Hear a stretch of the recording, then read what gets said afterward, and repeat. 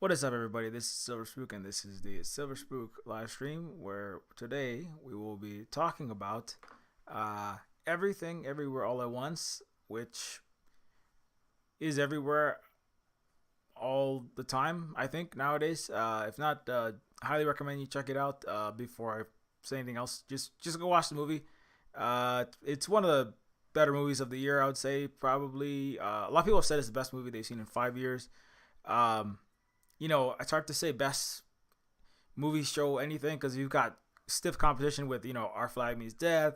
You've got Peacemaker, although those are TV shows. But Everything Everywhere All at Once is definitely like better than Doctor Strange. All of them, and it's also a multiverse movie. So when it comes to the multiverse entertainment, yeah, it's hands down Everything Everywhere. Um, Actually, I had that comment previously. I've been making that little uh, uh, uh, comment whenever it comes up.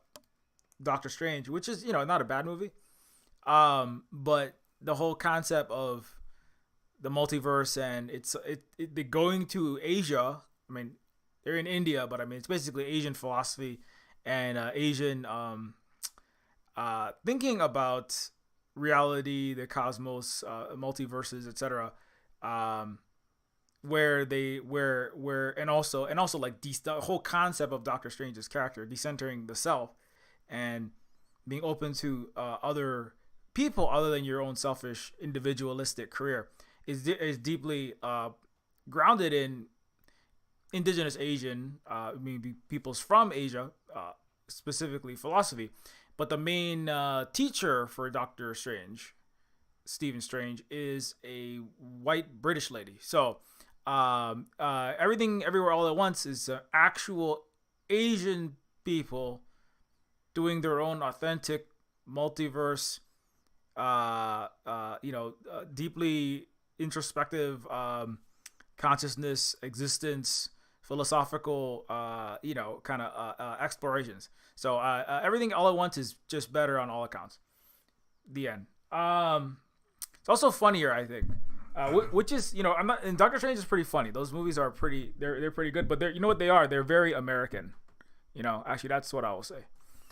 And not to say there's like something wrong if you are identifying that way, or if you're a white dude, neurosurgeon or whatever. There's not something particularly wrong with that.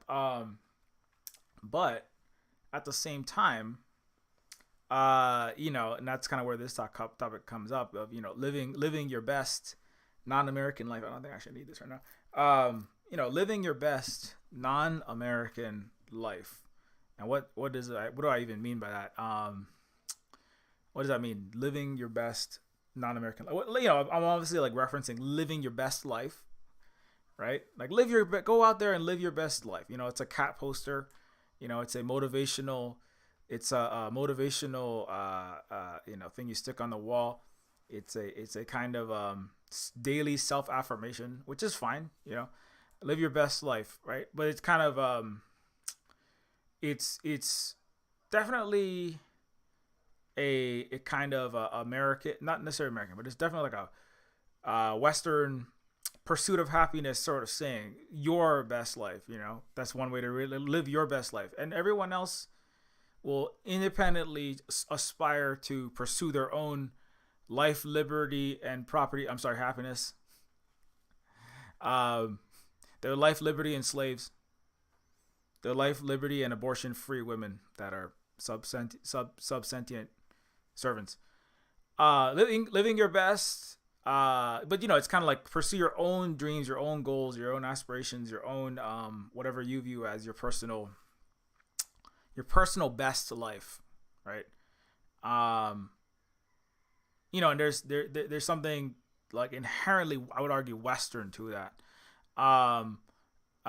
in the sense of like free independence to pursue your own career, your own job. Become the high frequency trading Goldman Sachs algorithm program. Become the rock star, movie star, millionaire, billionaire, stockbroker, fat cat Wall Street, have the fast car, have 25 Porsches, have 2 yachts, have a super yacht, make your own space company, You know, make your own brain computer interface company, right? Own trillions of dollars. You know, have a whatever you want. Just go get it. You know, get off of that boat from a dying um, oligarch and unfreedom and broken, unhealed, way filled Europe. Just get off of that boat. You know, high five the Statue of Liberty. You know, get that citizenship card, or try to work towards it by, you know, catching slaves in America. I'm sorry. Rounding up unpaid servants of high melanin count. Just go get it. You know, just go get it. Get your best life.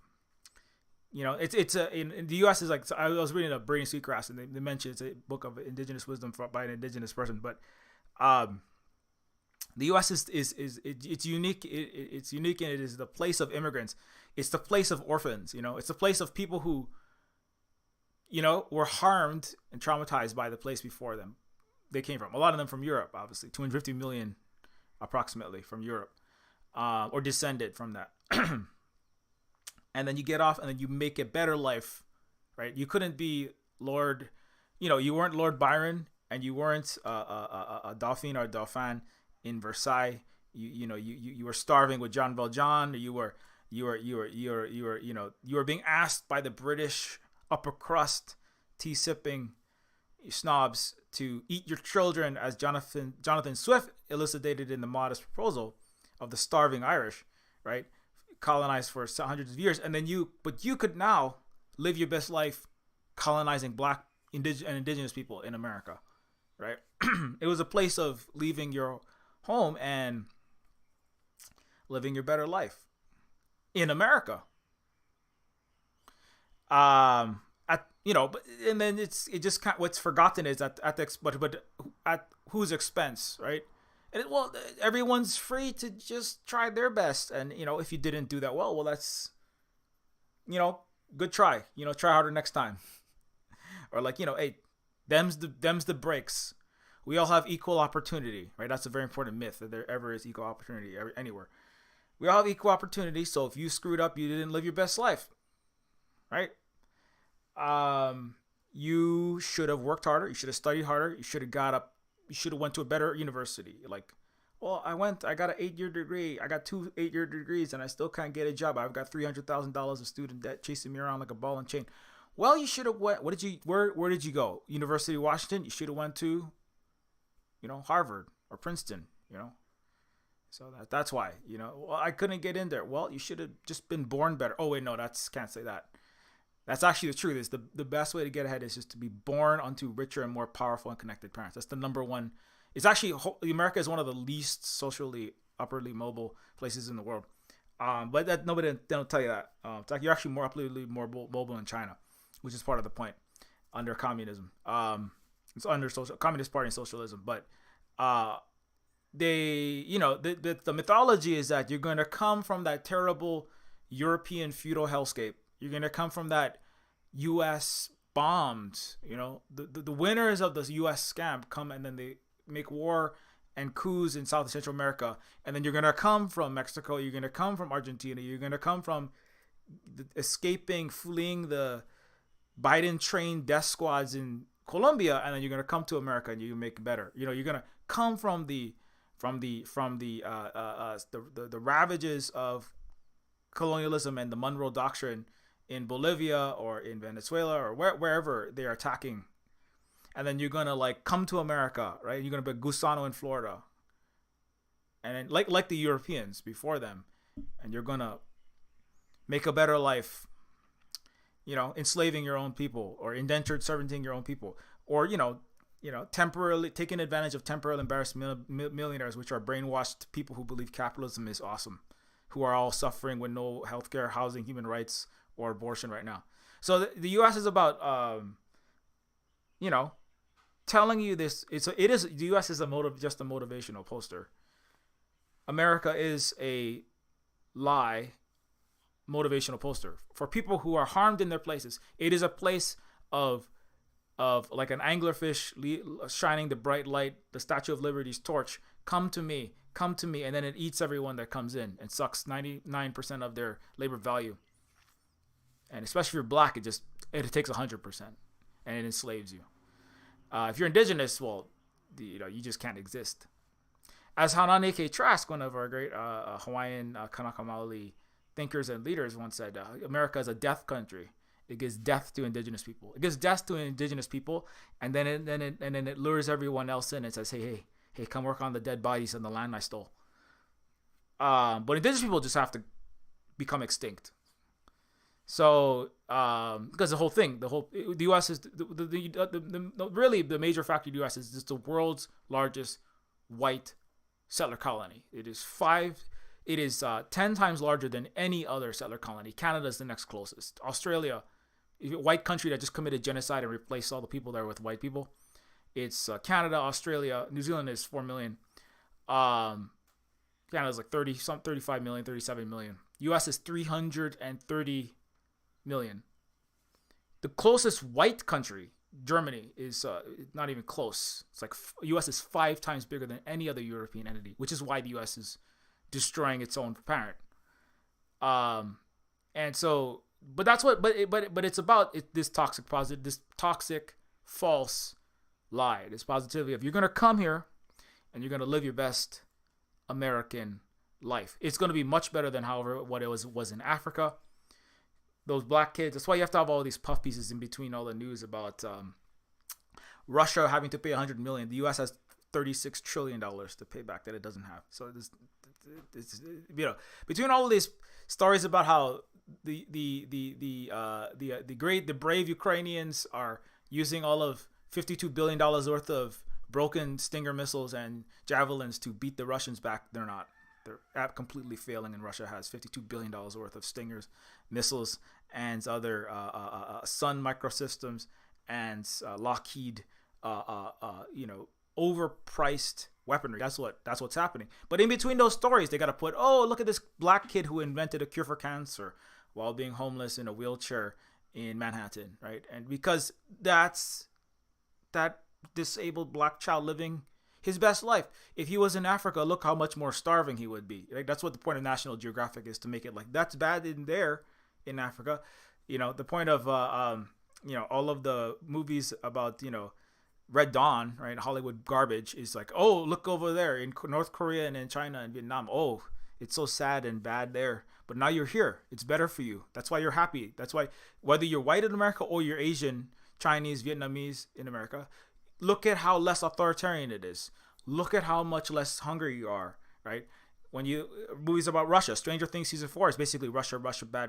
It's like lots of good stuff, and then Russia is cold, sad, desaturated. Everyone is freezing and smoking and doing forced labor. Did you know that Stranger Things season 4 actually filmed at a Nazi death camp where they slaughtered Jewish people, backed by the United States, and Ford made billions of dollars funding a death camp that they filmed Stranger Things for, and they have a hotel where you can go stay in the Nazi death camp that the Russians fought? Did you know that? But they're filming the Nazi death camp that killed, where they holocausted Jewish people, and then they're saying that was a Russian, But again, it's projecting your own crimes. The U.S. is a Nazi country, obviously. That's why they're going to ban interracial marriage soon, along with abortion, because it's a Nazi country. So, but again, it's about, look at how sad it was in Russia. Look at the sad black and white Russia. Everybody's smoking. There's only gulags and sadness, and they actually had better healthcare and housing. And actually, a lot of Russians were like unhappy after not 89. They were like, life got shittier, man. But they don't tell you that. No, it's where now that you're Russian in America, you're so much better off. Very important. Everything gets better when you show up in America. Everything gets better. It's a lie. If you're not in America, stay the fuck away, man. It's about to go full Nazi, and a lot of people are going to die. On top of abortion's ban. And my marriage will be illegitimate. But the state of Hawaii is illegitimate. So I'm going to say in the country of Hawaii, where we had racial equality, full universal health care, women's rights, the world's highest literacy rate, invented 20,000 Leagues Under the Sea submarines before Jules Verne, the American who lived his best life. Hawaiians were living better lives than Americans already in 1859 when we invented universal health care. And the U.S. still doesn't have it. And most Western countries, they really don't have it because their black and brown people don't get access they say there's access to abortions in Hawaii. Also, just side note, they say it's legal, and so we're so great. But the state of Hawaii doesn't give access in the sense of you can get one when you need it to huge numbers of Hawaii. So the state of Hawaii is also illegitimate and doesn't deserve any credit for that. And also the state of Hawaii is fake. But anyway, that's a long story off the topic. So, but the point is like, also for Hawaiians, live your best American life. You guys were all living in huts. Right? I go over this all the time. And you were living in huts, throwing spears at each other. You had no electricity, and then America saved you. You should be happy to be an American. You live your best American life in the state of Hawaii, right? And when Hawaiians are able to open and close their mouth because they're not having a tube forced down our throat because we're drinking fossil fuel from the U.S. military, spilling it in our aquifer, killing an entire island right now. Well, I mean, a lot of Hawaiians are like, well, actually, what they should be saying is that, like, we were much better off before you showed up. But that's, again, part of the projection, right? Things got better when America shows up. Everything dies when America shows up. The whole earth is dying. It's really when America shows up, which is Star-Spangled Roman Empire, which is when Europe, the descendant of Rome, Western Europe especially, multiplied itself into America and it became the world's largest. It's really the world largest white Roman Star-Spangled entity. That's what it is.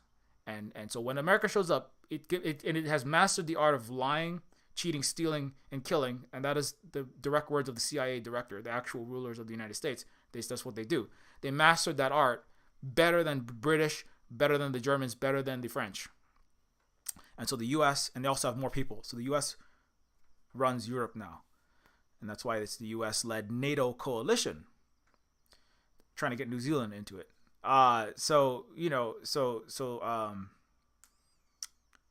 But you have to remember that it's a lie. It's just things are not getting better. Things are not getting better. I mean, I hope that the evidence yesterday, of like they're just literally pushing the U.S. back 50 years, right? There's only a handful of states where abortion is formally banned. You know where abortion isn't banned? Russia. Go to Russia and live your better life without abortion bans. You know where abortion isn't banned? Definitely not in China. You know what else they have in China? They have free gender reassignment surgery for trans children. You know where it's like getting trans, and especially trans women of color, killed and like literally is trying to count them as non-humans? The United States. During Pride Month. So happy Pride Month. Go to, China's where it's at. I mean, not just China, like lots of other places. Africa, all over Central South America not everywhere, but I mean, the U.S. is one of a handful of countries that has now banned abortion. So that's pretty amazing. So if you want to live your worst life, they love talking about women's rights, and we're going to help increase women. The U.S. life talking about we're going to increase women's rights in Afghanistan. We're going to increase women's rights in, country X, right? Especially when they want to sell war to Democrats. We're going to increase the women's rights in Bolivia by electing a woman instead of by us electing a woman. You see how that works? That's democracy, is when the U.S. puts the democracy in your country. We're going to put Agnes, who dressed up like Hillary Clinton in a white pantsuit and made the 90s Captain Marvel hair. I heard Miss Marvel is based, but it's a little not based. So it's an actual non-white person, but that's why white people are not watching Miss Marvel, because the U.S. is a racist shithole. That's going to reinstate racial segregation for schools and for marriage.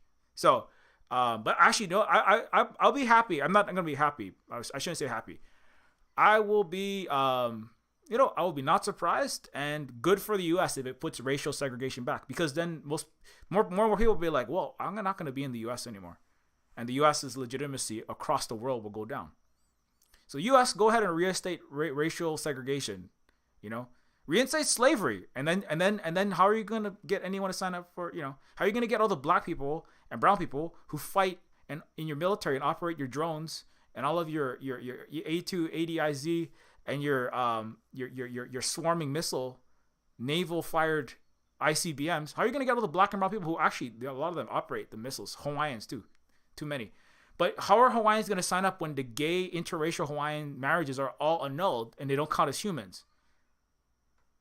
Because the U.S. only is pure blood. I wish the U.S. should have just go full blood quantum.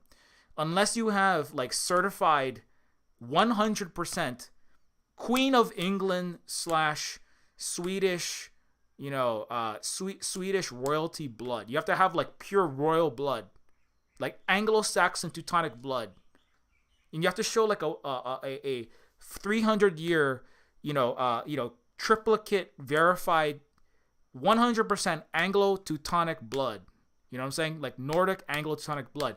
The U.S. should pass a law that says you no longer count as a citizen. That would be really great because there would be any U.S. anymore.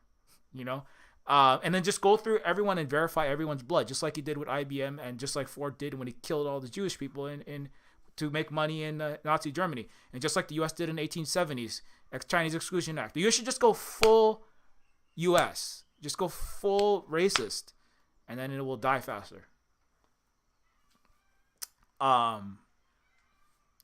So, I'm not really talking about everything everywhere all at once, but, it's hard to not talk around this other issue, but it is directly related. I mean, I'm going to relate this all back to the movie. Because the reality is that, coming back to specifically the show, number one, the hot dog finger, this show is just very funny. I just recommend anybody go and watch it. The character of, the main character, of course, Michelle Yeoh, right? You have James Hong. He is 91 years old. That guy is amazing. He's still going. He actually does a lot of acting in this too. I mean, not that he doesn't do acting in other shows, but he has like a lot of different character types and a lot. He does like more acting in this than I think I've ever seen him. But that's part of it too, right? Which is that in America, which is anti-Asian racist and anti-communist, and East Asia is the most socialist communist place in the world and successful at it at this moment. Hawaii was it in the 1850s and 60s and 70s, but now it's Asia. So the U.S. is so anti-Asian. That's part of why James Hong only got bit parts. He gets like, he's the lucky cricket guy. He's that one guy in Mulan that has the funny voice. He's funny voice man. He's like nearly as racist as, thank you, come again, Indian convenience store man, right? He's the token Asian funny because you talk funny. You're like Kung Pao Chicken. You're like One Duck Dong. You're like Mickey Rooney playing a racist caricature, yellow face with the slitty eyes. And James Hong has been around since 1929. What is it, 1929? He's like the 1920s. He's been acting forever. But, this is like the most actual character. He has multiple characters because this is a multiverse. I don't want to spoil too much, but it deals with multiverse stuff, right? So he has like a lot of different aspects to play, right? And everybody does, right? So everybody's doing a lot of acting, so that makes it interesting too. And so, but it took until 2022, almost 1 century. And also, it's important. Michelle Yeoh is an executive producer. Michelle Yeoh is not. He's not. Let me just double check that. She is not like through and through American. Like, she identifies as Chinese. Michelle Yeoh is a Malaysian Chinese actress. Okay, rose in the 1990s Hong Kong. She is executive producer, and a lot of the funding is coming from Asia.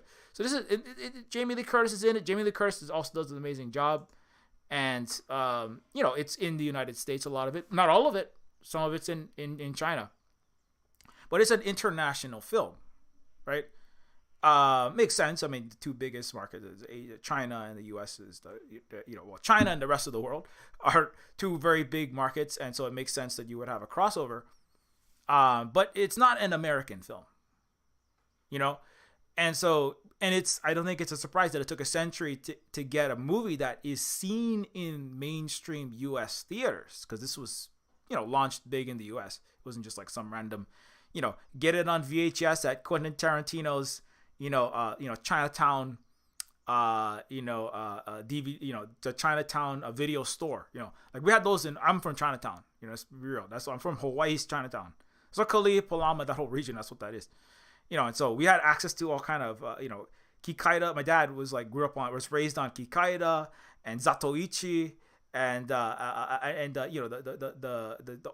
Hong Kong kung fu movies, with the actual Lopan, who Lopan is based on. That was when John Carpenter in the 80s brought James Hong plays Lopan Jared Carpenter, one of the few bass directors in the U.S., who brought that kind of you know Chinese kind of a mystical and martial arts cinema into Hollywood for a brief bit, and then it came back more immortal. Anyways, so my point is that it's the movie is an international movie, and but it's in America, and America is forced finally to make some film that isn't just like racist garbage anti-Asian stereotypes. Kim's Convenience, I've talked about that a lot. That's a Canadian show that didn't incorporate the stories and the input of the Asian actors, right? Kim's Convenience. As a counterpoint to this as well, Kim's Convenience, with the Asian actors, the storylines were racist. The actors like Simu Liu, who played Shang-Chi, tried to give input along with the other actors, but the Canadian writers, who were virtually all white, didn't want to take any input. They just wanted to write the Asian characters like little puppets doing the caricatures that the white Canadian writers wanted, because what they thought would be funny. And the only person that got a spin-off show was the white lady. So it was a very minstrelly sort of not Jim Crow, but it was a very like, non-white people are your entertainment sort of. It's like laughing at them. It's a lot more laughing at Asians, than laughing with them, and certainly not letting them have creative control or any kind of, actually having their stories told. Because they said, well, this is what our life is like. And they're like, no. We don't want to hear that. But Everything Everywhere All at Once is like, well, now you're going to know what it's like to run a store in North America, more so. I have an entire stream just because I'm supposed to like shout out my own videos, because that's a thing that people do. I did an entire stream on Wu Assassins. I thought Wu Assassins was pretty good. I think this one's better, but where's the fuck is it? I don't know where it is. Okay. Yeah, I did one on Shang-Chi, but then before that, last year I did one on Wu Assassins. And this is another show. I mean, it's related to Everything Everywhere All at Once, in the sense that it's about the Asian diaspora. This is just my game, but that's Bruce Lee. But anyway, so Wu Assassins and the Asian diaspora is a show that takes place in the Chinatown of San Francisco. All the characters are Asian. It also has the guy from Street Fighter. He plays Ryu. Byron Man. He is also I think he's at least part Hong Kong Chinese, if I'm not mistaken. The other one is actually Indonesian. Indonesian and Chinese, I think. But anyways, so Big Trouble from Little China. But Wu Assassins is another show where the main characters are actually living their life as living their not so best life, actually. Living their kind of mediocre life. There's actually, you can see a progression, right? It's like, the model minorities are doing so good in the 1950s, right? It's because some America kind of going like, you see, communist China sucks, communism sucks, socialism sucks, right? Settler colonialism is much better. So settler colonial capitalist America is much better. Everyone loves it, right? And then it's like, Wu Assassin is like, well, I don't know, man, this is not doing too good. I mean, it's not doing bad, I would say, but it's definitely like, how come we're all just cooks and chefs, and everyone else can be like rock stars and run giant Tesla auto companies? How come other people can have spaceship companies, auto companies? It can be, they can have their own, any kind of company that they want. Food company, restaurant, restaurant company. Well, how come we can only cook food, and it's the cheap food? It's a cheap food. You can be a British owner of a French fusion restaurant that sells, $200 squid ink pasta and emu eggs Benedict made with like gold leaf caviar, all cooked by Mexicans for $3 an hour, and you take the credit as the British white chef in California, right? You can have fancy food sold for way too much money for upscale hipster white people in San Francisco, right? But if you sell Chinese food, it's got to be cheap. Nobody asked that question. The reason why is because Asians don't count as human in the United States, and they never have. There hasn't been as much vocal pushback. For many reasons. I'm not gonna just blame it but it is a cultural thing as a part Asian person, as some of the other ethnicities. But that's becoming less the case nowadays. But when you come to everything everywhere all at once, right, which is the point that I wanted to make, is that now the thing, there's a lot of things to like about it. I mean, just on the surface, you've got let me just get some scenes from this. Everything everywhere all at once. You got like lots and lots of it is everywhere. It goes to a lot of places, and there's a lot of I really don't want to spoil it, so I don't want to say too much, but there are hot dog fingers in it, and that was pretty freaking funny. It's very funny. The whole thing is very funny. A lot of unusual things happen in it. But and just to kind of come back to kind of ground this where we're coming from.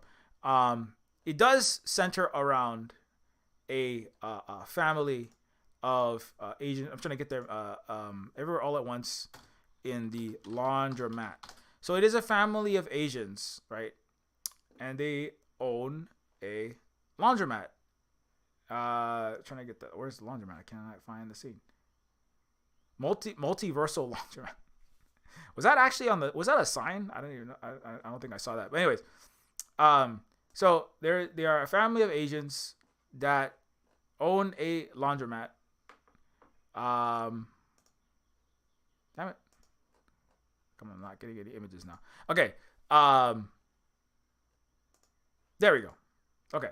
This is not the laundromat, but imagine that's a laundromat. So they're a family of Asians. You have Michelle Yeoh, of course, Crouching Tiger, Michelle Yeoh, right? Crouching Tiger, Star Trek, minus one season. She's been everywhere. Also big in China as well. Great martial artist, etc. Second from the left is what's his name? Indiana Jones and the Temple of Doom. Actually, Harrison. He was the little kid. Dr. Jones, you cheat, Dr. Jones. Dr. Jones, booby trap. No fun play with you, Dr. Jones. It's also kind of like Asians have funny accents, but it was also like, I think Harrison Ford actually said that that's it. Now he's like a 40, 50-year-old guy, but that was the kid who played. He was a child actor who played Small Round, right? Let's see. And what's the name of the actor? That's what I'm trying to find. Yeah, Short Round. Ke Huy Quan portrayed Short Round in Indiana Jones. This kid, you remember this kid? Yeah, Harrison Ford actually said that his favorite time was acting with the kid. He actually wanted the kid to come in. He wanted that Asian kid to be with him in more movies, because he said that he enjoyed acting with him, and he said it made the scenes click. So but that's like Harrison Ford saying that he did a good job. But and also I remember he was in Goonies. It was in. He's also Vietnamese as well. So shout out to all of our Vietnamese comrades and Luna Oi. That's the biggest Vietnamese star at the moment in the U.S. that I can think of, with the exception of what the hell is his name? Peacemaker's antagonist and the later buddy, Judo Master. Shit, I can't remember what his name is. But yeah, he's also Vietnamese. But anyways, so back to this. So now Jonathan K. Kwan is a middle-aged husband of Michelle Yeoh's Asian diaspora. She came over when she was young, like teenager era, or young teen or tween. I can't remember. It's like young person from China with her husband, right? Portrayed by Jonathan K. Kwan, and then they have a daughter on the left, and that's the dad on the right is older. He's like the age of James Hong, right? He's also in his Blade Runner Day today. Happy birthday, Blade Runner! I'm gonna get my cyberpunk card revoked if I don't mention that today. But at Blade Runner, James Hong on the right is the grandfather, right? So he represents the even older generation that like went through the went through the CPC, went through World War II, right? Fought the Japanese fascists along with Russia, fought the fascists and the imperialists in the capital, fought the fascists that in Japan and in Germany that the imperialist US and Western Europeans were funding and using as tools to hit into the Asian communist and socialist biggest chunk of the heartland of the world continent of Asia. And so James Hong has seen this history. He himself has seen this entire history of it'd be really interesting to hear. I'm sure you don't want to talk about it, but it'd be interesting to hear what James Hong thinks of 2022 when China has far surpassed the U.S. technologically, economically, global financial, economic, world economy integration, renewable energy. I wonder what he thinks about it, but he's not going to say nothing. He's just going to chill out. But he played in Blade Runner. I just want to bring this up. James played what is his line? What is his name? James Hong was born and his parents. No, actually, let's read this history. His parents were immigrants from Hong Kong. Hong Kong was sent back to Hong Kong to earn for a period because his father thought he was growing up too Americanized. You know what that reminds me of? It reminds me of Sun Yat-sen, his brother in Hawaii. We'll get to that. Brother sent him back because he was becoming too West Americanized, too Britishized, and too Christianized. He's the father of modern China, by the way, raised in Hawaii. Sun Yat-sen started the revolution in China, and that later on Mao and Xi Jinping and the people of China currently are beating America with. So anyways, Hong is fluent in both English and Chinese. He returned to America at the age of 10 due to approach of World War II. So, I mean, that's the whole thing, right? Coming to America, going back because of World War II, lost much of his English after several years of studying in Hong Kong schools, regained it in Minneapolis. He's been back and forth for a century between the U.S. and China. He began doing stand-up comedy with Don Parker in 1953, also appeared in Groucho Marx's TV game show. So he was in Groucho Marx's TV game show, He's like, lived under Marxist-Leninism and then was on Marx's TV show, Groucho. And that appearance earned Hong his first solo stand-up gig. By the time he graduated, Hong was torn between his work for what became Caltrans and his continuing interest in acting. By the time Hong got 3 uncredited bit parts in 3 major motion pictures, Soldiers of Fortune, Wikipedia, Love is a Many Splendid Thing, and Blood Alley in 1955. Love is a Many Splendid Thing in Blood Alley. He quit his day job and pursued acting full time. But also it's like he just got bit parts, all bit parts, right? Why couldn't America just do like a show where Asians are shown as full, complete human beings? I mean, they still really can't, and they sure as hell didn't in the 1950s, because America was too busy killing millions of Asians in Vietnam and Korea, and as part of continued attacking and using fascism against Asian socialist entities and Asia generally. It's actually the world, because most of the world is in Asia. 2/3 of the world is in Asia. So when you say Asia, basically say the humanity. It was a war on humanity by a bunch of broken, inhuman, star-spangled Roman clowns in America. And Britain. So Hong was able to continue to work steadily from the 50s to present. Anyway, outside of his role as a genetic designer, Hannibal True, so that's his name, Hannibal True in Blade Runner, and he played David Lopan in Big Trouble in Little China. So yeah, so I mean, he, cyberpunk, definitely owes something to James Hong. He's like, I only make ice. I only make ice. He gets strong arms, let's say, and interrogated.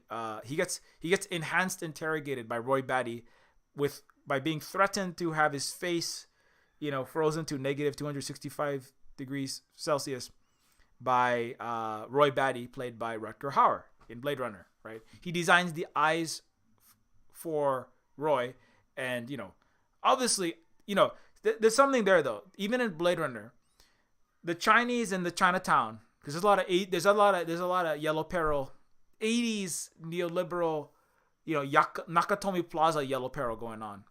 There's always yellow peril. There's never not yellow peril in the West. The West is about to die. I made an entire album about that. It's called You're Going to Hell. It's called You're Going to Asia. Not You're Going to Hell, but just like, it's not yellow peril. It's just like normal cooperation and not Western hegemony. But it's just not a way to think about it. Asia is 2/3 of the world. If the world was democratic, the biggest voice, the biggest what happens, not the biggest say should come from Asia. It's just only fair. China's the most populous country. But that's why everything's yellow peril, because it's actually Western fear of planetary democracy is another way to think about that. Because the West is 5% of the world's population. It's Western oligarchy masquerading as freedom and democracy. It's Western plutocracy, oligarchy, white supremacy, right? Minority supremacy, minority of white people supremacy. Stopping the real democracy is when 2/3 of the planet, goes, hey, we would like to not be the place where cheap stuff comes from. We'd like to not be the place where you can just blow us up and our lives are disposable.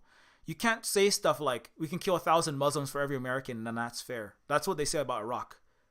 Your lives count for less, 1,300, you kill 500 Greeks, 500 Persians for every Greek. Their lives count for less, right? Russian lives count for less. That's what Germany is saying to get people to sign up and send their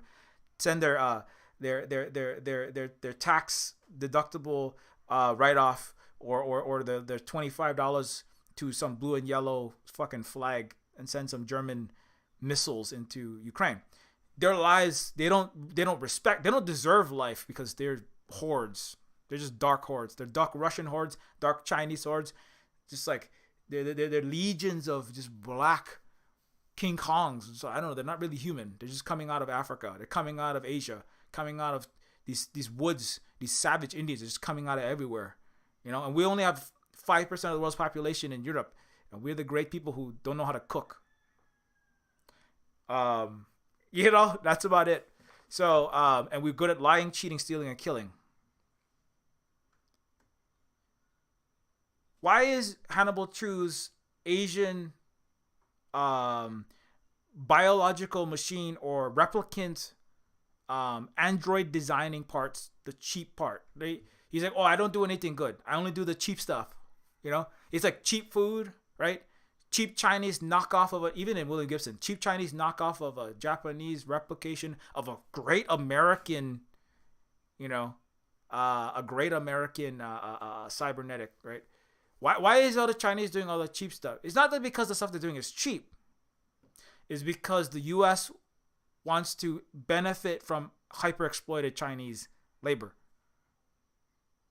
and lessen how much they count for, despite them being the world's most populous country. And they want every white vote has to count. Every American white vote has to count for 500, right? Every American soldier counts for way more. And you have to wrap all their flag. Not to say it's sad not sad when they die, but who cares if you kill 2 million Koreans? Doesn't matter. They should be happy that they got a little bit of whiteness in them. So what if we made them cut their epicanthic folds so they could be attractive to the GIs that we sent over there to rape them? Their lives count for more now that their eyes are more round and they're less Asian. They were being very Asian in Korea, and now that they have K-pop and they have a nice capitalist Squid Game inequality,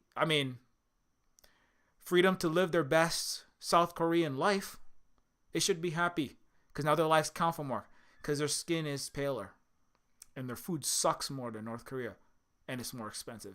So they should just be happy that they have bland, unseasoned turkey, and they should just be happy that they have McDonald's and they have 50% of all the rapes being committed by American military in Korea.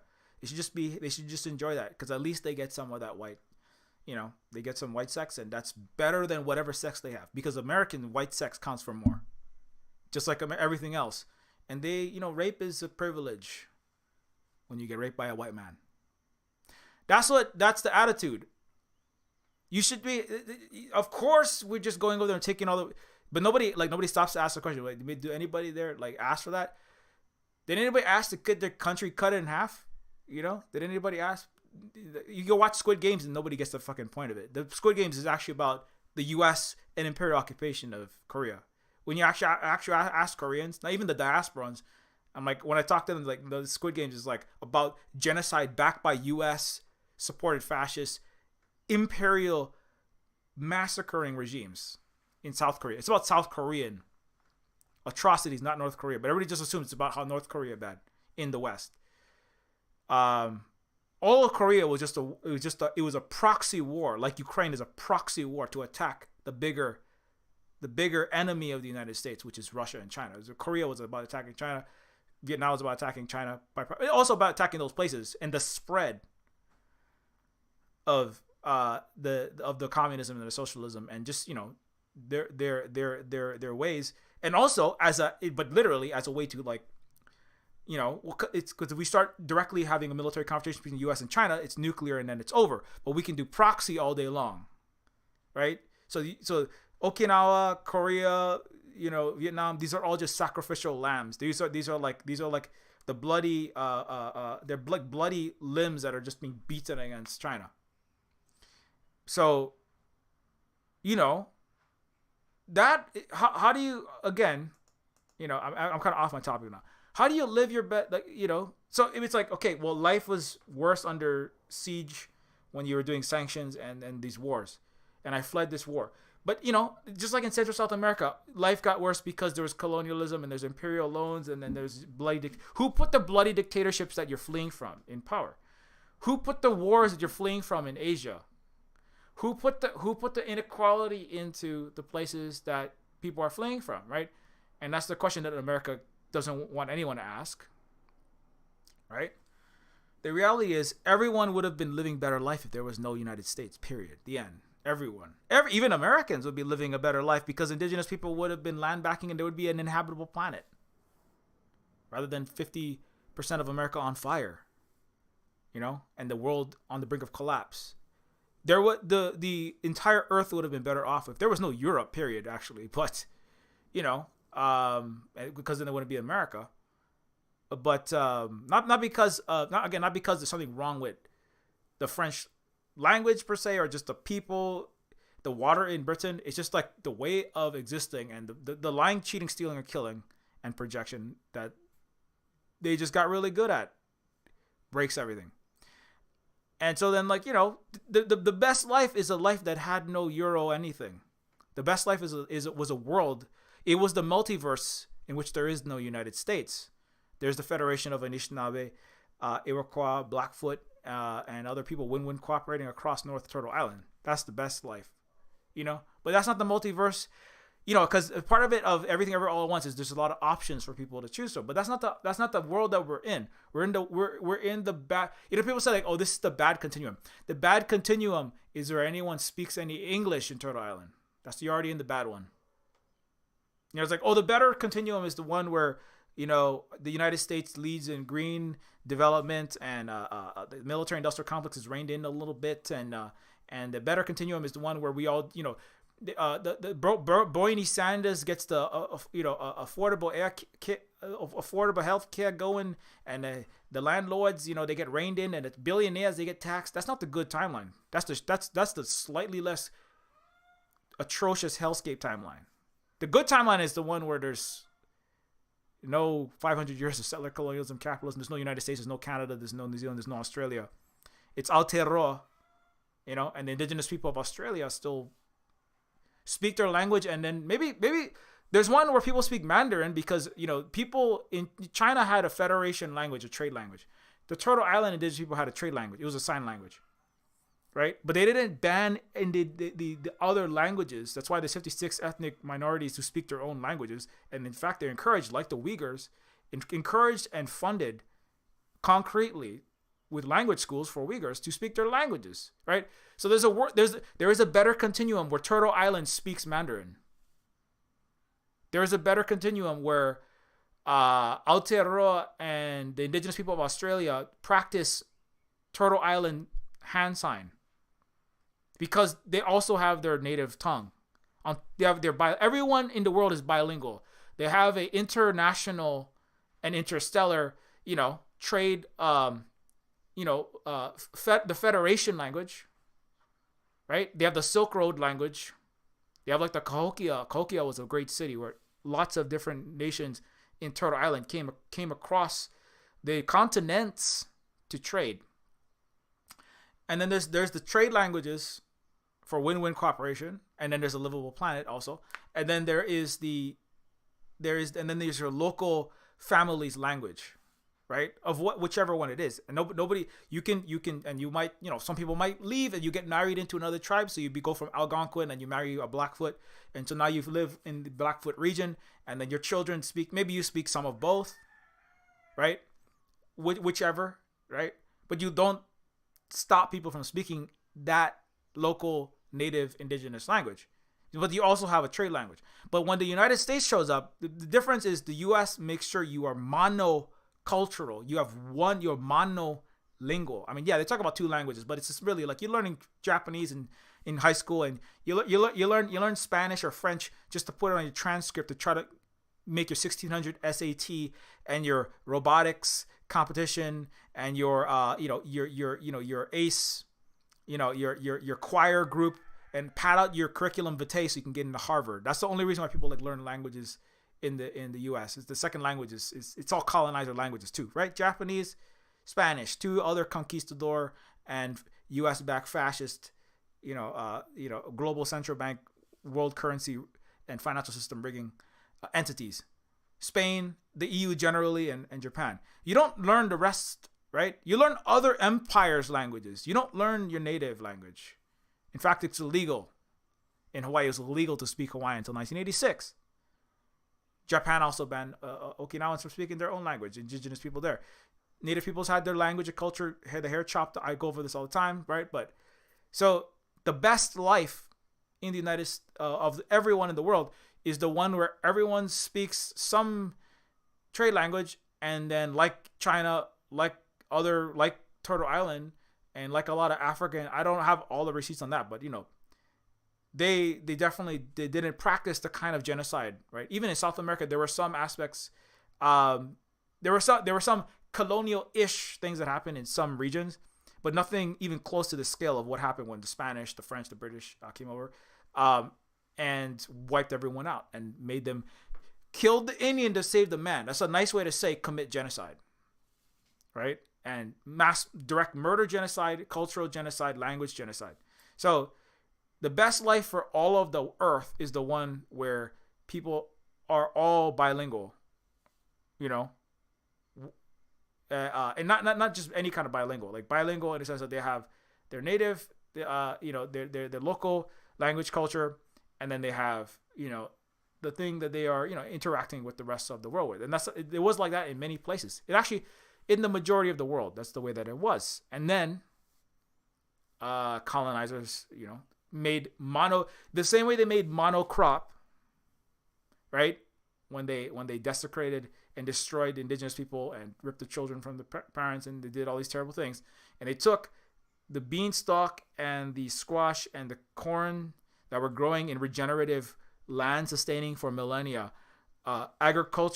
just advanced agriculture that didn't look like European monocrop straight rows for maximum profit agriculture. It was indigenous Turtle Island regenerative agriculture. It is pluricultural, right? It is pluricrop. It's like I don't know, plurinational, as they say with the Aymara and the Guarani and the Quechua in South America, who have in Bolivia a plurinational state. It's pluricrop, and the world was plurilanguage. It was multilingual and not and accepting of whichever one. And importantly, if you didn't want to, some people might choose, fuck you, mom, I don't want to learn the language. Respect your elders. Also filial piety, or, respecting ancestors, both the human and the non-human ancestors and relatives. But, if people really want to learn another thing, it's not like they can't learn another language. But importantly is you don't stop people from learning a thing for your benefit. That's the difference, right? Just let people do. That's actual freedom, right? The U.S. loves talking about their freedom. The reality is, right, there's never been any freedom. It's freedom to bomb, genocide, colonize, and make trillions of dollars for a handful of people. But everything else is no freedom. And they have very good storytelling about how free they are, but no freedom. The real freedom is the freedom to just like learn whatever you want to learn, right? And not be, not be beaten for learning your Hawaiian language like my mom was. And now my parents are terrified to think about decolonization. So that was the best life. That one's not, that multiverse, the multiverse branch for our best lives, branched out somewhere between 2,500 and 500 years ago. Right? Certainly in 1492, there was a branch there, right? And that multiverse was cut off. Right, and like I said, for indigenous people, the apocalypse was 500 years ago, when Columbus started pouring boiling water down the throats of indigenous people for not bringing back him enough gold, boiling soap. The apocalypse was 500 years ago, when our worlds ended, right, and our children were stolen, and our life ways were destroyed, and our languages were eradicated. That was the hellscape beginning. This dystopian nightmare of Blade Runner is white people bullshit. This is nothing, right? This is the end of your own inevitable self-annihilatory trajectory. That's what dystopian fiction is in the West. I made entire streams about that. So anyway, so living your best life, but that's all the bad news. The good news is, right? The good news is, Hannibal Chu now has finally has a complete, fully fleshed out role. James Hong doesn't have to be the guy who speaks funny and gives you Lucky Cricket anymore. He actually is a full character in this one. You can almost get a sense of like, he's like, how do I be a full character? I've only ever been, thank you, come again. I've only ever been, like Kim's Convenience and Simu Liu. The 92-year-old Chinese man who has lived through World War II, the Communist Party of China's revolution, the Cold War, I've lived through all of this. I've lived through this entire century. I've watched this all happen. And I've only ever been given, I'm the funny Chinese man who talk like this. That's all I've been given. In the so-called country with racial equality, right? You see how nonsensical there's never been any racial. It's like, oh, everybody's getting woke. No, it's just like people are just slowly realizing how fucked up and what a bunch of bullshit artists the West has always been. How could you say that there's racial equality when you have been treating black, obviously the way you treat black people, the way you treat Hispanic people, right? Black Lives Matter, abortion is just about, a lot of it is just to do with white supremacy and making sure that all the black and brown tubes get tied and cut. And it's all about genocide still. And then we maximize the total number of white bodies that have uteruses popping out as many low melanin count children and whiten the country. Just literally, right?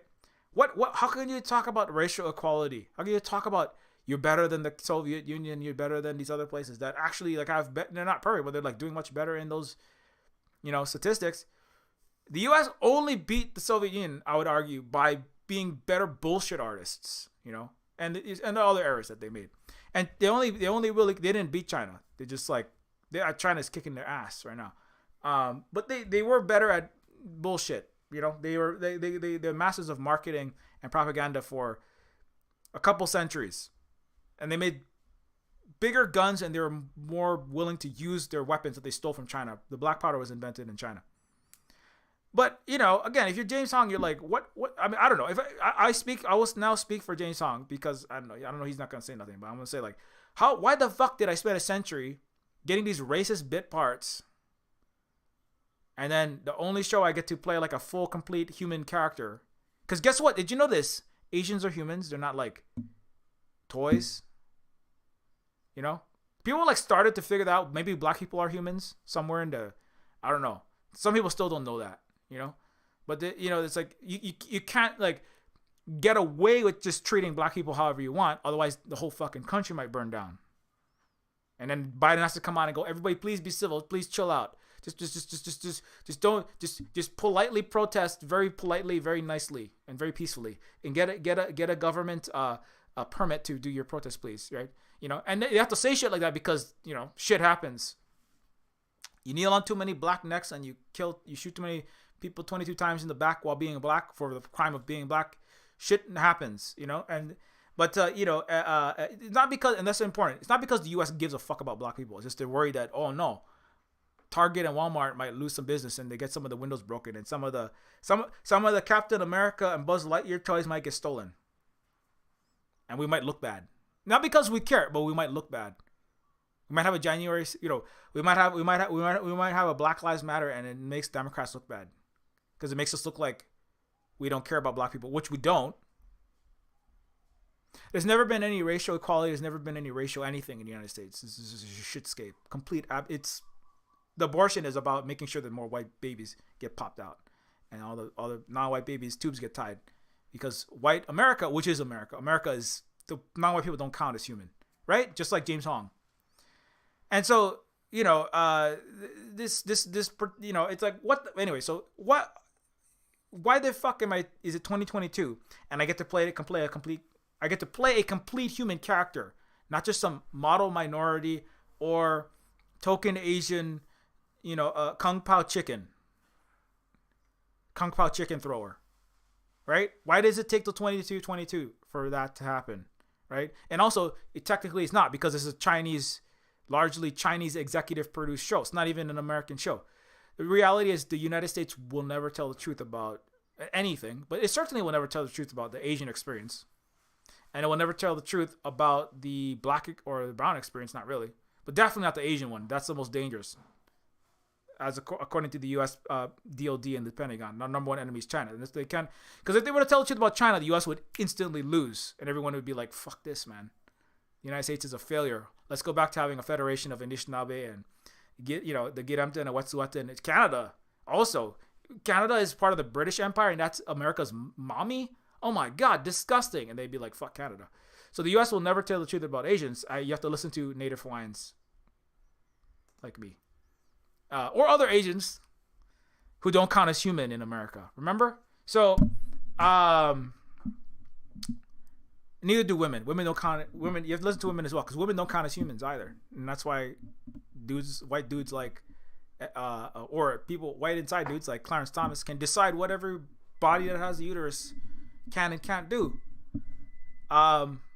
Anyways, it's very fresh. This is not quite as on my topic as I want it to be, but that is part of the living the lie of living your best life. Because it's like, and for James, just as another, as the old guy, he's been in the United States for a century, right? And he's done pretty well. I mean, there's a lot of other Asian people. Did you know that the Asian people are the number one most likely to be in poverty?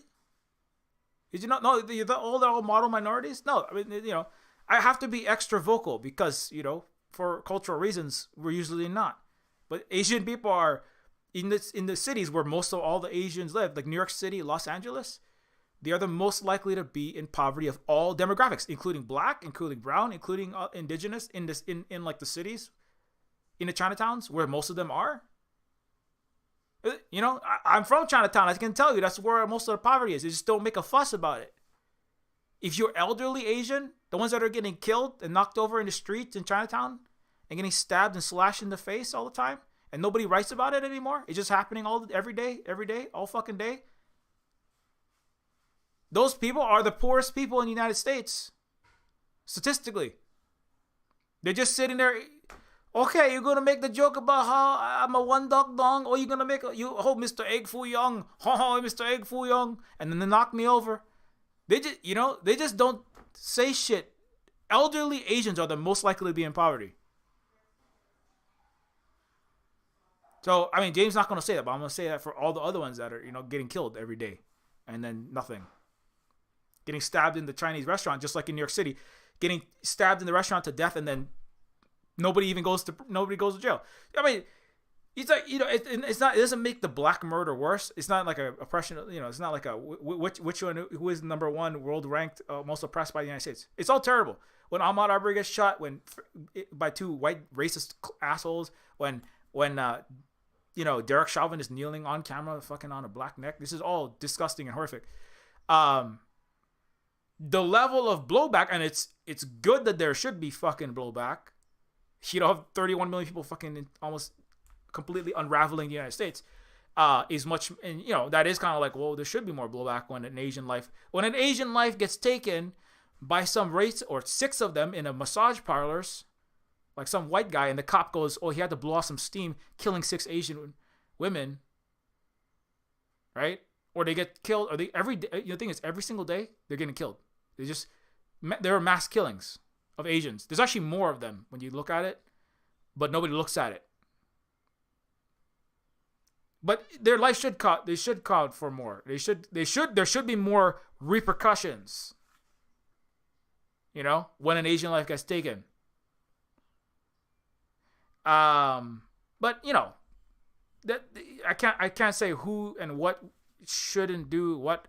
But the reality is, life has not been better in the United States for many, many, many, many, many Asians.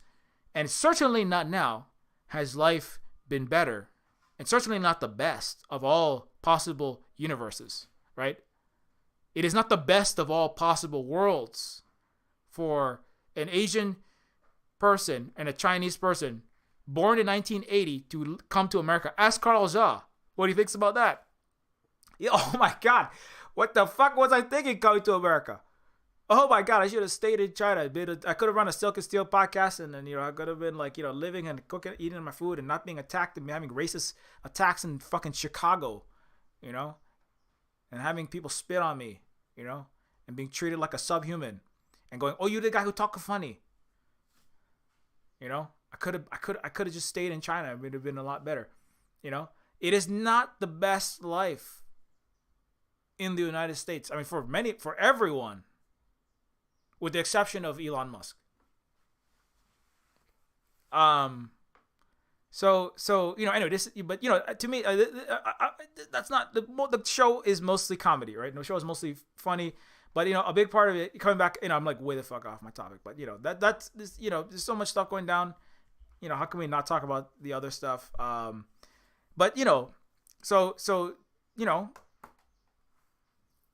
Hannibal Chu. James Hong is the grandfather, he's been there for the last century. Michelle Yeoh's character has been there since, she's probably born, 1960s, 70s, and she came over in the 70s and 80s, or maybe in the 80s and the 90s, right, to America. Started a laundromat with her husband.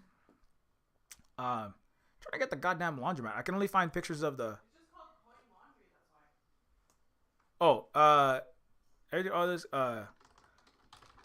Okay, I'm trying to find a picture of the inside with them in it, but I cannot find that. Okay,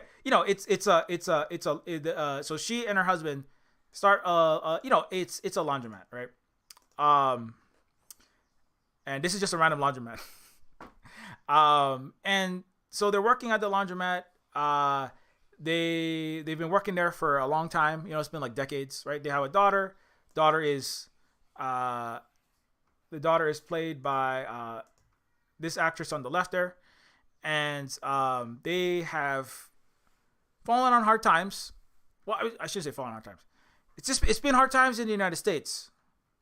Importantly, right? Why are the Chinese running laundromats and cooking food? Why are they cooking the Kung Pao chicken, right? It's a big joke. Even Peacemaker. I mean the Peacemaker is good. I'm not this is not shade. I love that show.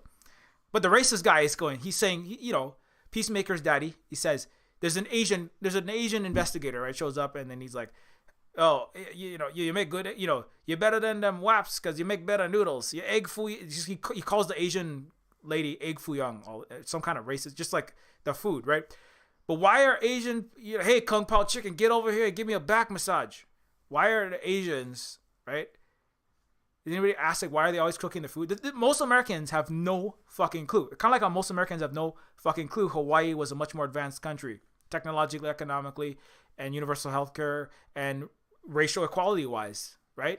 And nobody has any fucking clue in America why Asians are always cooking your cheap noodles, egg foo young, and your kung pao chicken. Why are they doing that? Why are they running laundromats, right? Why are they running laundromats in your Chinatown? Does anybody know?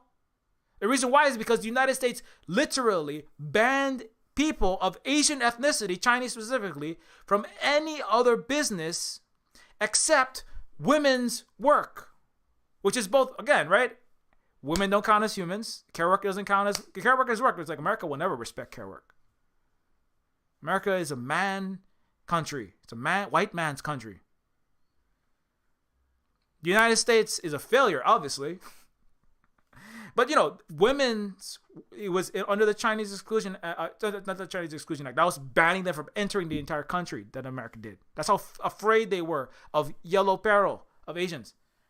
America would have been a lot better. If America had as many Asians as it had white people, this would be we would have the U.S. would have had functioning rocket ships, full renewable technology, universal health care, and women's rights, and free transgender reassignment surgery for kids, because that's what China has. So America would be way fucking better off, if it had a whole lot of Asian visitors rather than white, racist, capitalist settler colonizers. But that's not the world we got. We got the one where America banned Chinese from coming in. The reality is, America was afraid that if more Chinese started coming in, stuff might actually get more communist. And that's why they brought Ukrainian Nazis into Canada. Because British colonial officers who perpetuated genocide and colonialism in Africa literally brought Ukrainian Nazis in the 20th century into Canada because it was getting too communist from all of these Eastern hordes, Eastern Ukrainian communists coming in. Some of these are in our family, actually. Some of the people around here are descendants of Eastern communists, and that's why they didn't want to let no Chinese in. And not the same way, but it's similar. They don't want to, it's like when you say you want to whiten your country, what you want to do is you want to fuck up and racistify and just like make really terrible hygiene practices and really bad cooking in a country. That's what you want to do, and make it really hierarchical and capitalist. It's like the worst thing you could do to a country. Whitening a country, it's like whitening a country is like taking a shit on your birthday cake. Don't bring that shit in there. You don't want to drop that shit in there. I'm not saying that everybody who's a low melanin account is bad. It's the practices. It's the practices. And if you buy into the concept of whiteness, that's already one of the practices that's fucked up, because it's a made up racial group identifier to oppress other people. Anyways, so like these families trying to survive. What are they trying to survive, right? What are they trying to survive? They're trying to survive. This Asian family in 2022 is trying to survive racist capitalism. And the cooking and the cleaning, number one, Chinese food is better than American food. The end. That's why people love to fucking eat it. Why is, that's another question we should ask Harrison Ford, right? I love to bring this up because I'm a cyberpunk writer. I made Neofeud as a cyberpunk game, right? I interviewed William Gibson. I'm the cyberpunk William Gibson whisperer. Why is Rick Deckard in Blade Runner, right? Which has James Hong, right? Why is Rick Deckard in Blade Runner sitting over there, Harrison Ford, right? Why is a white dude in a sad white incel in his trench coat, right? Being sad that he didn't make more money as a cop. Because that's what he is. He's an ex-cop. He's sitting over there at an Asian noodle stand in his trench coat, being a sad white boy, right? Thinking about going on Reddit and reading about the Great White Replacement and how he could control women's bodies to stop that. I mean, that's what he'd be doing today, right? Being a cop for the NYPD. That's what he's an LAPD cop. I'm sorry. He's sitting at the Asian noodle shop complaining about how many noodles he did or didn't get and how many dumplings he did or didn't get. I want 2, I want 4, right? But it's like the dystopia is when sad white boys make $150K as a police officer instead of 170. That's dystopia. The Asian cook has been paid $5.50 an hour valeting your cars, trying to make a business and getting audited. That's what's happening in our everything all at once. Getting attacked and getting mass lynched and getting killed at the highest rate of all people, but not a peep coming out. That Asian dude with his family have been surviving dystopia for the last 200 years in America. But white dude shows up because he doesn't get paid enough to be a cop anymore. And he complains about how his life sucks to the guy who's doing his women's work. Remember cooking, right? Because cooking, laundromats, cleaning, Chinese noodle shop, cooking and cleaning. Because Asians get to be treated like women, which is subhuman. Mostly it's for white city dwellers to have the wives because their own wives are trophy wives trying to get their own, it's equal opportunity to lean in and become a Nakatomi Plaza wide shoulder padded rich white lady, right? And then in the Republican red areas only men do that, and so then they have their white wife so they have some extra black or Hispanic servants. But the Asians come to the city so that they can do all of the women's work, so everybody gets their free slave, which is what a wife is in the West, labor. That is unrepaid, unthanked, and etc. So, anyways, but if you think about it that way, the dystopia, the apocalypse and the dystopia and the bad world happened. The bad multiverse timeline happened for indigenous people 500 years ago. For indigenous Asian people, at least a few hundred years ago, 200 opium wars. That's really the apocalypse for a lot of Chinese specifically. They call it the century of humiliation, right? That was the dystopia, and then they got to cook for a sad white cop boy for the rest of their foreseeable future. Well, not anymore. For Africa, it's also 5 centuries upon centuries, right? But the dystopia is when what's the dystopia? What is the dystopia in Blade Runner, right? What is the dystopia in Blade Runner? I mean, I'm a cyberpunk writer. I love this show, but also there's a Japanese person on the wall of a skyscraper, and that's dystopia is when you got Japanese people. There's too many Asians in America. That's the dystopia. The dystopia is when I gotta eat noodles. Motherfucker, you eating noodles anyway. Your cooking sucks. Put some chilies and cumin in your fucking food. Oh no! My mouth burns with hellfire. There's a little spice. It's my taste bud Armageddon. Motherfucker, learn how to cook. Cook your own motherfucking food. Asians in America is the end of the world. That's dystopia, right? That was the 90s. That was 80s and 90s, right? Oh my God.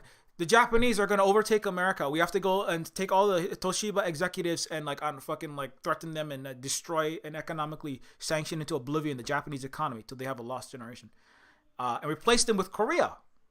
And then they can be the good people. They can be the good Asians now. K-pop, right? That's why the Asians that are being used as tools of the West and who are being good puppets because they become the good Asians. That's why China will never be the good Asians. But for a period, it's Japan, then it's South Korea. K-pop, and you get a little more Korean shows, you get a little more Korean stuff. They're the good ones. But the North Koreans are bad, but China will never be the good Asian. China will forever be that place where Satan incarnate. It's basically Xi Jinping is like yellow devil, literally the devil, just authoritarianly gonna communist CPC. He's gonna CPC on top of your freedoms and your human rights and he's gonna force labor you or something. Nobody knows shit about China, but everybody knows that Japan. But there was a big scare before Japan was subjugated and suppressed in the 90s after its bubble exploded. No, it had its own financial. It had its own financial shenanigans, and this is not necessarily I'm not saying that everything that happened in Tokyo was good. No, we had Genshiro Kawamoto was about $200 million worth of Hawaii with his billions of dollars, but they were a place that was challenging. And France as well. Alstom was challenging General Electric and American corporations in France. And the U.S. kidnapped... they don't tell you about this either. The U.S., France and, again, the EU is just a bunch of little, whimpering, simpering puppets for the United States. That's why they're letting other people die from freezing in the dark right now. Thanks to the war that they helped... their leaders helped support the U.S. in starting. But the France's executives also were kidnapped and brought and imprisoned for years in the United States because French corporations were challenging, like the Japanese, were challenging the United States' supremacy. And the U.S. wouldn't have that. So they made an example of France, actually. And they made an example of France, and they made an example. If you will kowtow to us, or you as an executive, your family, they've threatened the presidents of European, Merkel, even the Swedish and the Nordic countries leaders, Denmark, every one of them have all been threatened by the top leadership in the U.S., especially the CIA and the Pentagon. They'd be like, you do not touch what America wants. You do what we want, or bad things happen to you. You could be sanctioned. Your family would be sanctioned. Look, we just kidnapped a French executive and put him in prison. You want to go to prison? You want to just go to a dungeon? You want to go with Assange in a dungeon? You want to go with Daniel Hale in a dungeon somewhere? You want to go into Guantanamo Bay where we torture people for fun? You don't want to do that. Do whatever the fuck America says. I don't care how much money you have. We do whatever the fuck we want. So the United States is about leading, anyway. So that the fear of being surpassed, right? No, in Europe it's one thing, but it's worse if it's Asia, and it's even worse if it's a communist Asian country. So I mean that's why the U.S. is going all out right now, because this is the end for the United States and the West, period. But that's what the dystopia is. The dystopia is about generating fear in millions of executives, in programmers, in would-be kidnappers, in the U.S. military and the police who have to be engaged in the acts of sabotage. Because American, military.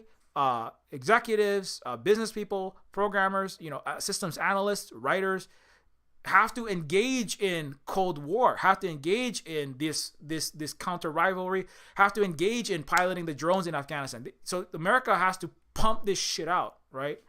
Dystopia is when Dystopia is when gay people exist, right? Like Xerxes in 300. African and Persians are like African and Asian. It's kind of like, that's the worst. Afro-Asiatic giant gay people. No, that's the end of the world, and that's why the 300 in Greece, right? In Zack fascist Snyder, right? Had to make, the worst thing was a very large African Asian gay man. He literally said that. He said that himself. I didn't put words in his mouth. He said the most terrifying thing I could imagine was a giant gay man with lots of piercings. And that's why the bad guy in 300, right? I made this point before, is Xerxes, is a giant, gay, black, and Asian man. I think the actor is actually Hispanic, but that's the worst thing. And then millions of Americans signed up to go kill Iraqis and Afghanis, and it worked. It really worked really well. And the United States is rolling back LGBTQ plus and women's rights, and is racist as fuck. So anyway, so coming back to this though, so the reality is like this, not only for, I've made that point before, for indigenous people, the end of the world was 500 years ago. And so when I say indigenous people, I'm talking about indigenous people to Turtle Island, North Central South American native peoples, and to a large extent Africa. The indigenous people of Africa, the African people. By the way, white people in South Africa are not indigenous to South Africa. So I've seen arguments about that. But no. Elon Musk is an African person. He's a colonizer. I mean, it's just like, it's like saying that, Elizabeth Warren is a Native American. It's like, this is like being like, well, the living Koch brother should get tribal citizenship with the Algonquin or wherever he lives. This is nonsense, right? Elon Musk is a descendant of the colonizers who slaughtered, genocided, and enslaved people there, and he personally has benefited from millions and millions and millions of dollars of emeralds harvested on the back of starving, abused, murdered blackbacks. That's Elon. He's a slave beneficiary. He's a colonization slavery beneficiary. He's not a native of Africa. He's not an African person. But the African indigenous people have been suffering that dystopia that Elon Musk likes to jack off to, Deus Ex and Blade Runner. I know he loves Blade Runner. I know he loves Deus Ex. That's why he makes all of his shitty Cybertrucks in the shape of 90s PC game with low poly count style. But I mean, that's cool in Deus Ex, but I wouldn't make a Cybertruck like that. Certainly try to make one with functioning windows that don't shatter, and also make it some with functioning brakes, because all of Elon's cars are garbage because he's a terrible, talentless idiot. Normal in the West for those kind of people to run society and companies. But Blade Runner is a sad white guy. You know, I mean, I like Harrison Ford. I like the movie. I'm just going to pretext this, but I like the. My point is that, you know, the character that James Hong is playing in this show, and the character, not just James Hong, the designer of eyeballs, right? The eyeball guy, you know, not just the eyeball designer guy, who is making the cheap secondhand crappy stuff, right?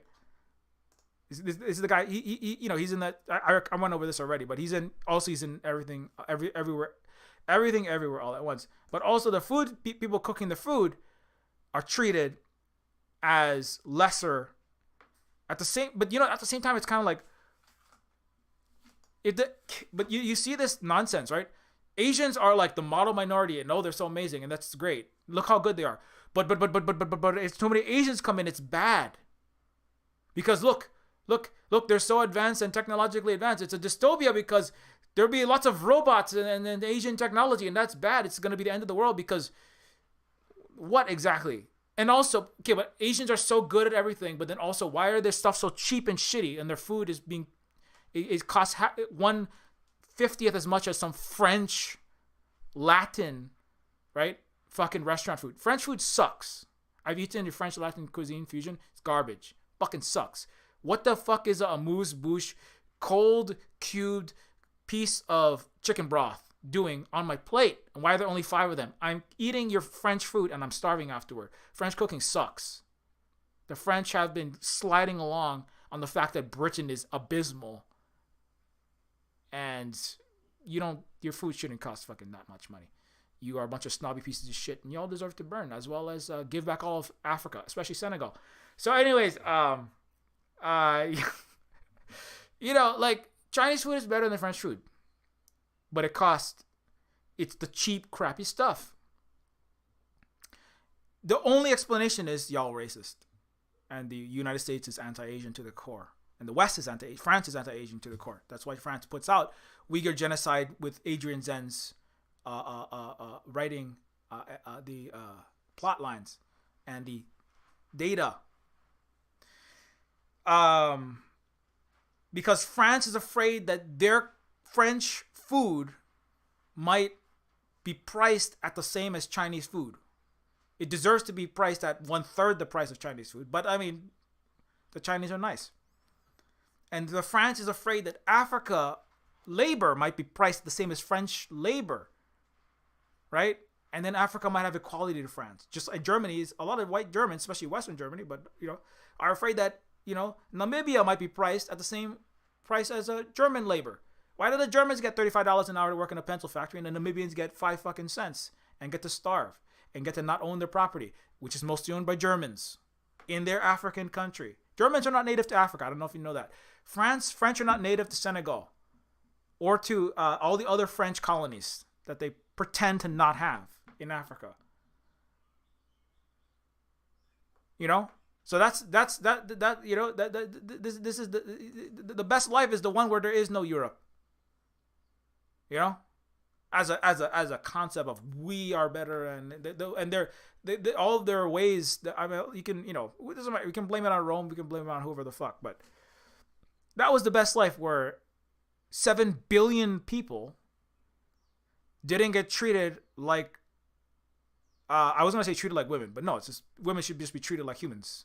But the way that the West treats their women, 7 billion people didn't get treated like trash. I was gonna treated like insects, but insects and animals and plants, or dogs. But those should also be treated well, which is the way that native people, indigenous people around the world treated nature, including animals and plants and insects. Not to say we never killed insects, but you don't treat things generally, just as a principle, as just there for me. You treat them as part of an ecological web, right? But that's the way that the West treats everything. It's everything is just there for me to do with as I see fit, just like the Bible said.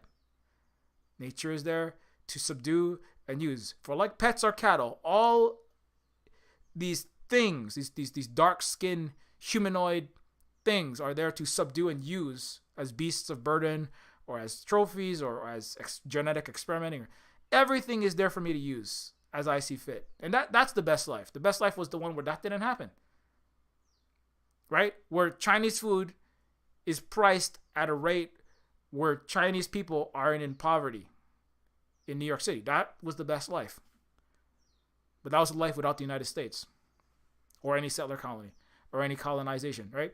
It was the life where, you know, where the noodle man could cook the noodles and get a level of appreciation that some white pretender with a degree from a French culinary arts facility where the Chinese chef gets the praise that he actually deserves. In Los Angeles, Chinatown, in New York, Chinatown, in Florida, Chinatown, in the Chinatown, in everything, everywhere, all at once. But that's not the best life. That's the shitscape verse that we branched off to in 1492. That decision was made. Somebody send this unwashed dickhead, right, with a terrible sense of direction, much worse than all of the Austronesian and Native Hawaiians who could navigate across the entire goddamn planet by simply looking at the stars and listening to the sound of ocean swells. And this clown Columbus, that was the branch of multiverse that fucked everything up. That's the dystopia. Not sad boys, not people freaking out about, oh my god, the climate got bad because we didn't vote for Bernie or we didn't vote for Al Gore in 2000. That's not the bad future. Oh no, we didn't rein in a couple oil companies one time, maybe, possibly, I don't know. Oh, we didn't vote for Hillary 2024, so that's why things got literally on fire, everything on fire in 2028. That's not the bad future. The bad future was, anyway, you're right, you get the point. So, you know, so, but you know, the family is struggling to survive, you know, and they're going into bankruptcy. Michelle Yeoh's character is staring down, freaking, god damn it, I always blanking on people's names.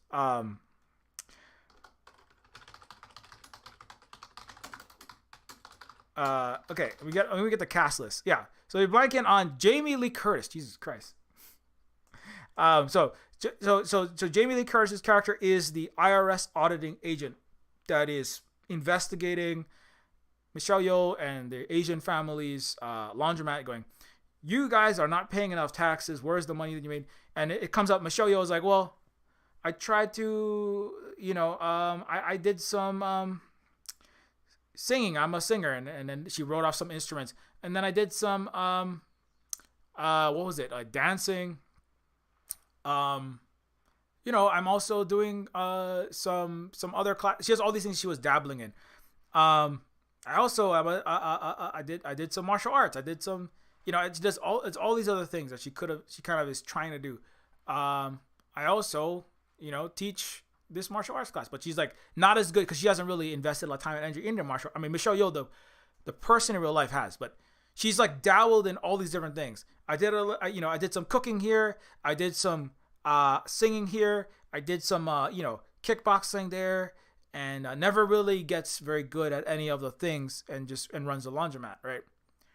And so it's part of the theme of like in the multiversal world, there are many decisions that she could have made, right? In one version of her life, she decides to invest all of her, or much of her life and time and energy into acting and becomes a great actor or actress, right?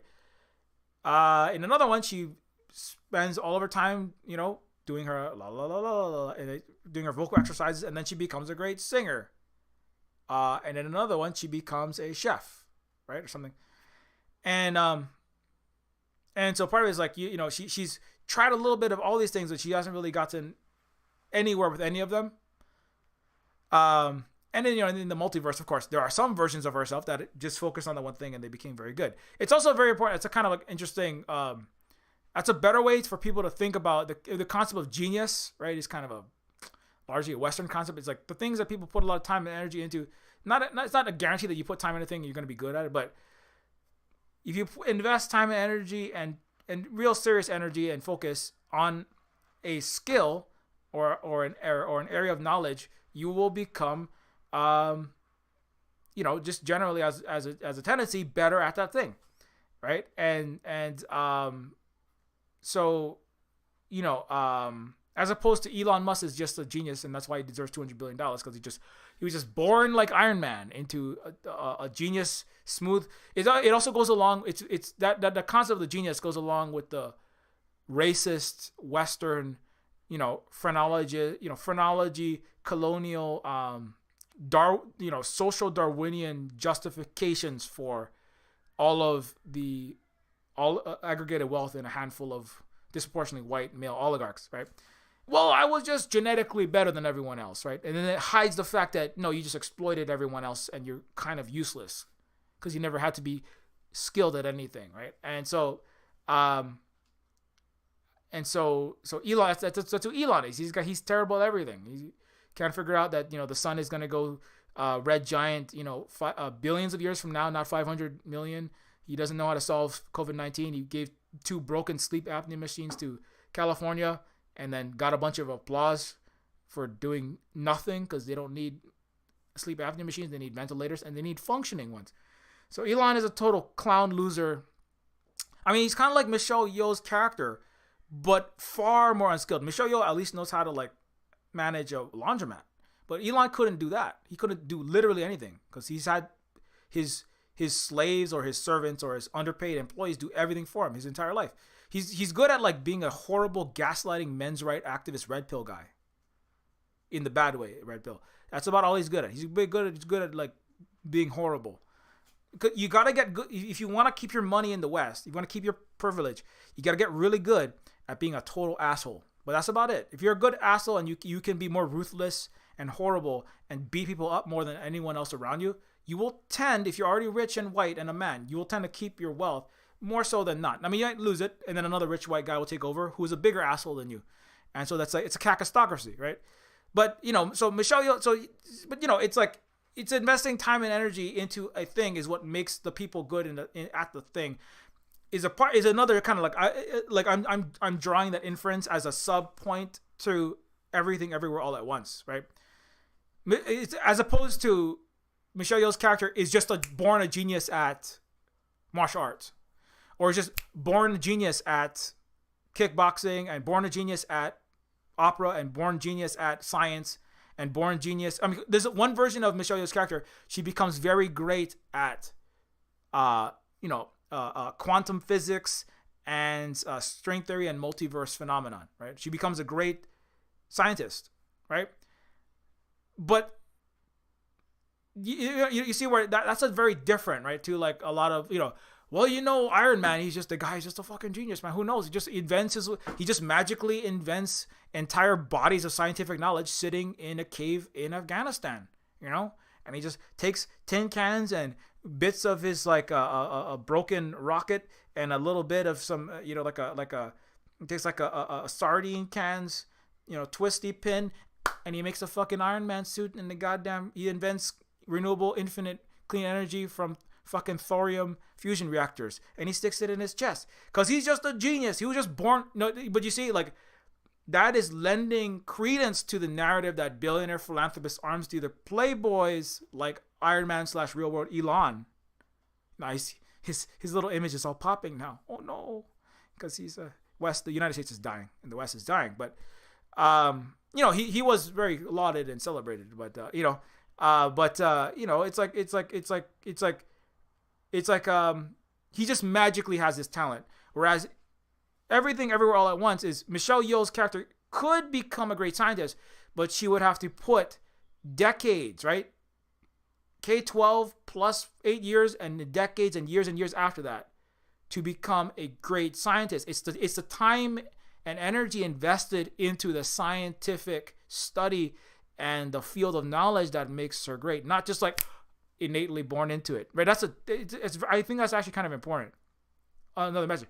And in another version, she puts decades and tens of thousands of hours into singing, and she becomes a great singer. And she has a greater lung capacity. Now that comes into play in the show later on, right? Where she's like, I don't want to give it away, but let's just say like, if you go underwater, you have to hold your breath, something like that, right? Let's say, so she has to hold her breath to, escape like a Houdini through, layers of straitjacket and,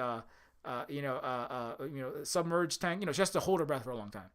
So she has to use a skill acquired through decades. But that was only one.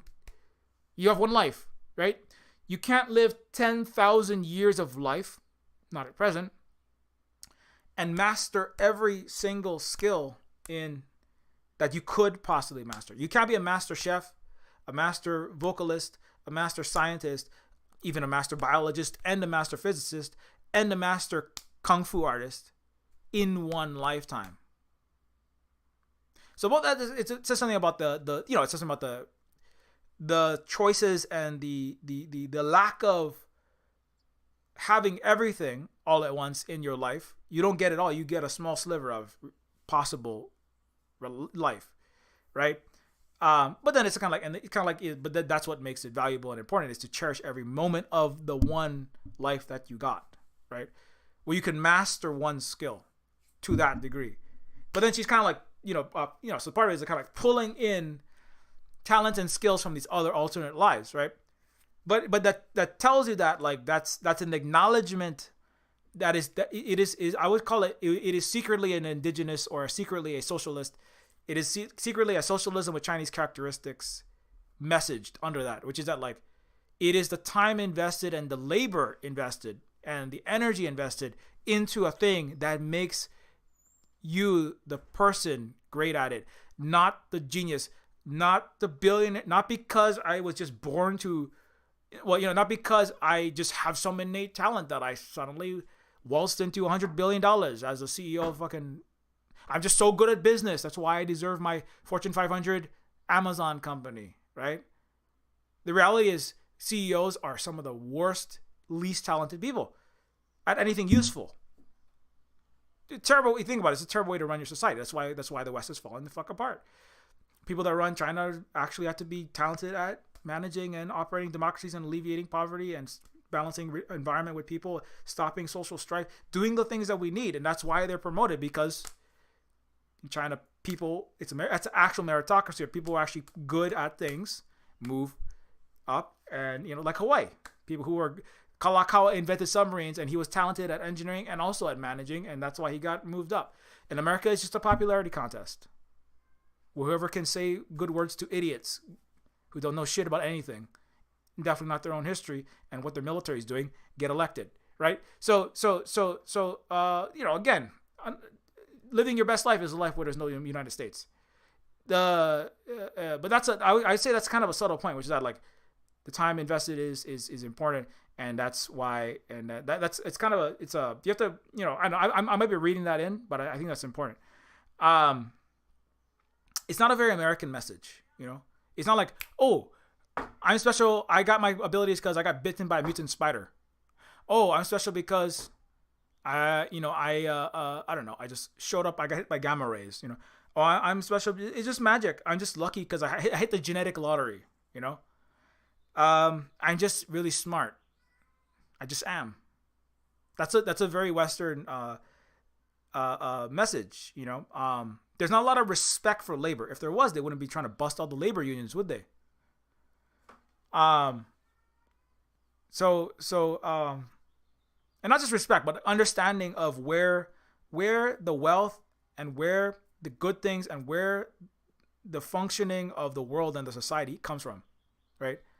It's also in Braiding. So in Braiding Sweetgrass, the book that I've been reading, and it's again from an indigenous Turtle Island person, Potawatomi person's perspective, Robin Wall Kimmerer specifically.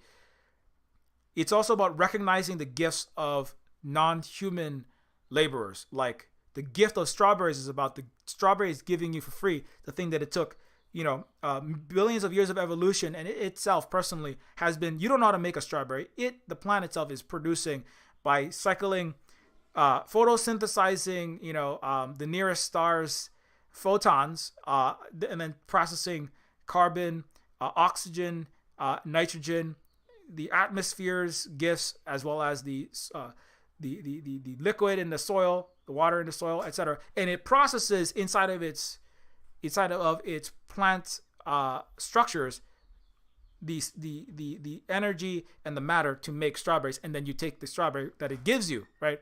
So anyway, and that's why you have to respect your relative. It's part of this whole thing about being a part of an ecology, being part of nature, as Voltaire once said. At least in this moment, correctly, this 3,500-year-old civilization, China, is the antidote based on deep respect for nature, as opposed to a disconnected, ethereal, metaphysical concept of good and evil in its religion. He was referring to the West. China is in its thinking is the antidote to Western illusory Christian historiography. Which is he was mostly just trying to dunk on the Pope at the time on 1600 Twitter. It was called writing books. But he was correct in the sense that it's about a lack of respect for nature, and by extension also other human peoples, especially different ones of different genders and different ethnicities, all of whom are within nature, and giving exorbitant privileges to a select of divinely selected, God, Jesus Christ selected entities, the king specifically, and white Europeans of the specific faith. In the case of Louis XIV, the Sun King, it was Catholic Christianity, at the threat of dragoon soldiers stationed inside of your house and killing you for basically literally persecuting you and torturing you for being non-Catholic. And that was where the Protestants came from. And then they repeated the process in America. And they said, you're all going to be Christian. Otherwise, we're going to take your children and torture and kill you. And maybe we'll just kill you. So, and then they had freedom of religion to be whatever flavor of asshole you want to be in America. So living your best life is not American life, though. Back to the topic is, so, as the family is trying to get through, it's now 1:04. Okay, so I'm going to get out of here very soon. But the family is trying to survive. They're going bankrupt. And it's not because Michelle Yeoh, it's not because she has done all these different things. She's going bankrupt because the United States sucks and it's racist and it's capitalist, I would argue. And it's 2022 and the United States is falling the fuck apart. But also, Jamie Lee Curtis's character is specifically, and this comes up, she is specifically choosing, Jamie Lee Curtis is specifically going after Asians because America is anti-Asian. And that is what happens. They persecute, just like, whenever black businesses started to build wealth, right? Whether that was in Georgia, whether that was anywhere, the Black Wall Street, the United States, with the military, bombed. This is the only time where the U.S. military has ever internally bombed itself inside the United States, is to go blow up black people's building of actual wealth, right? And that's why, America is, if you're not white, America is, you cannot be American. You literally cannot. Unless you profess your life to white supremacy like Kamala and lock up all your relatives or go join the U.S. military and go blow up black and brown people around the world. You cannot be American while being not white. And so Jamie Lee Curtis' character shows up and is the IRS auditor targeting Asian businesses, just like America targets black and brown businesses. Like the PPP loans didn't go to any black and brown, and in Hawaii didn't go to any Hawaiian anythings. The United States is out, and this is not like this character is targeting Asian businesses, but this is not like divorced from the reality, which is that is part of why Asians are the poorest people in the cities they live in, is because they also get targeted. Same way black people get targeted for police arrests and harassment, right? And and so similarly, the Asian, because they actually noted this early on. The United States noted that the indigenous people of Turtle Island, the Department of Indian Affairs, this is their own words. The indigenous peoples here these Indians are communistic. They live in a collectivistic way. They have common property, no conceptions of private property. The word property is actually kind of meaningless to indigenous people, but the Western European capitalist civilization and the Indian communist civilization here in North America cannot coexist.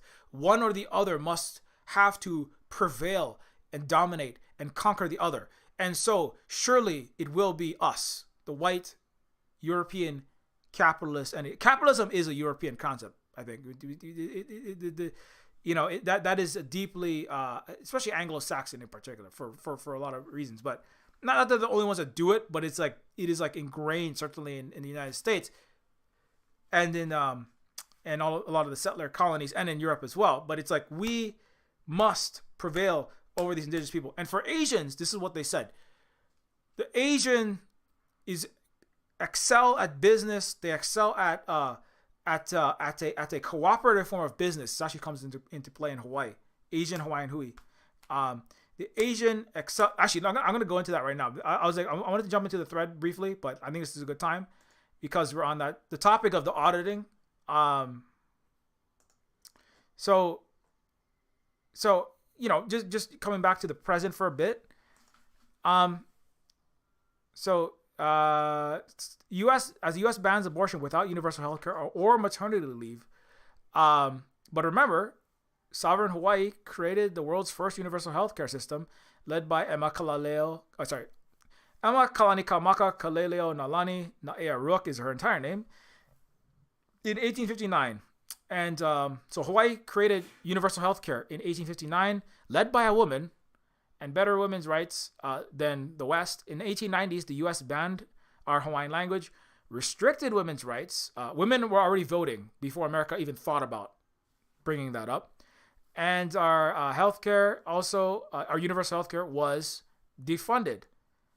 And that's, of course, you might see this before. That is Emma's. I noticed that I believe Haunani K. Trask is wearing an Emma-like neck decoration. I'm not sure exactly what she's wearing, but in some of her videos, she's wearing it's like a black choker type thing.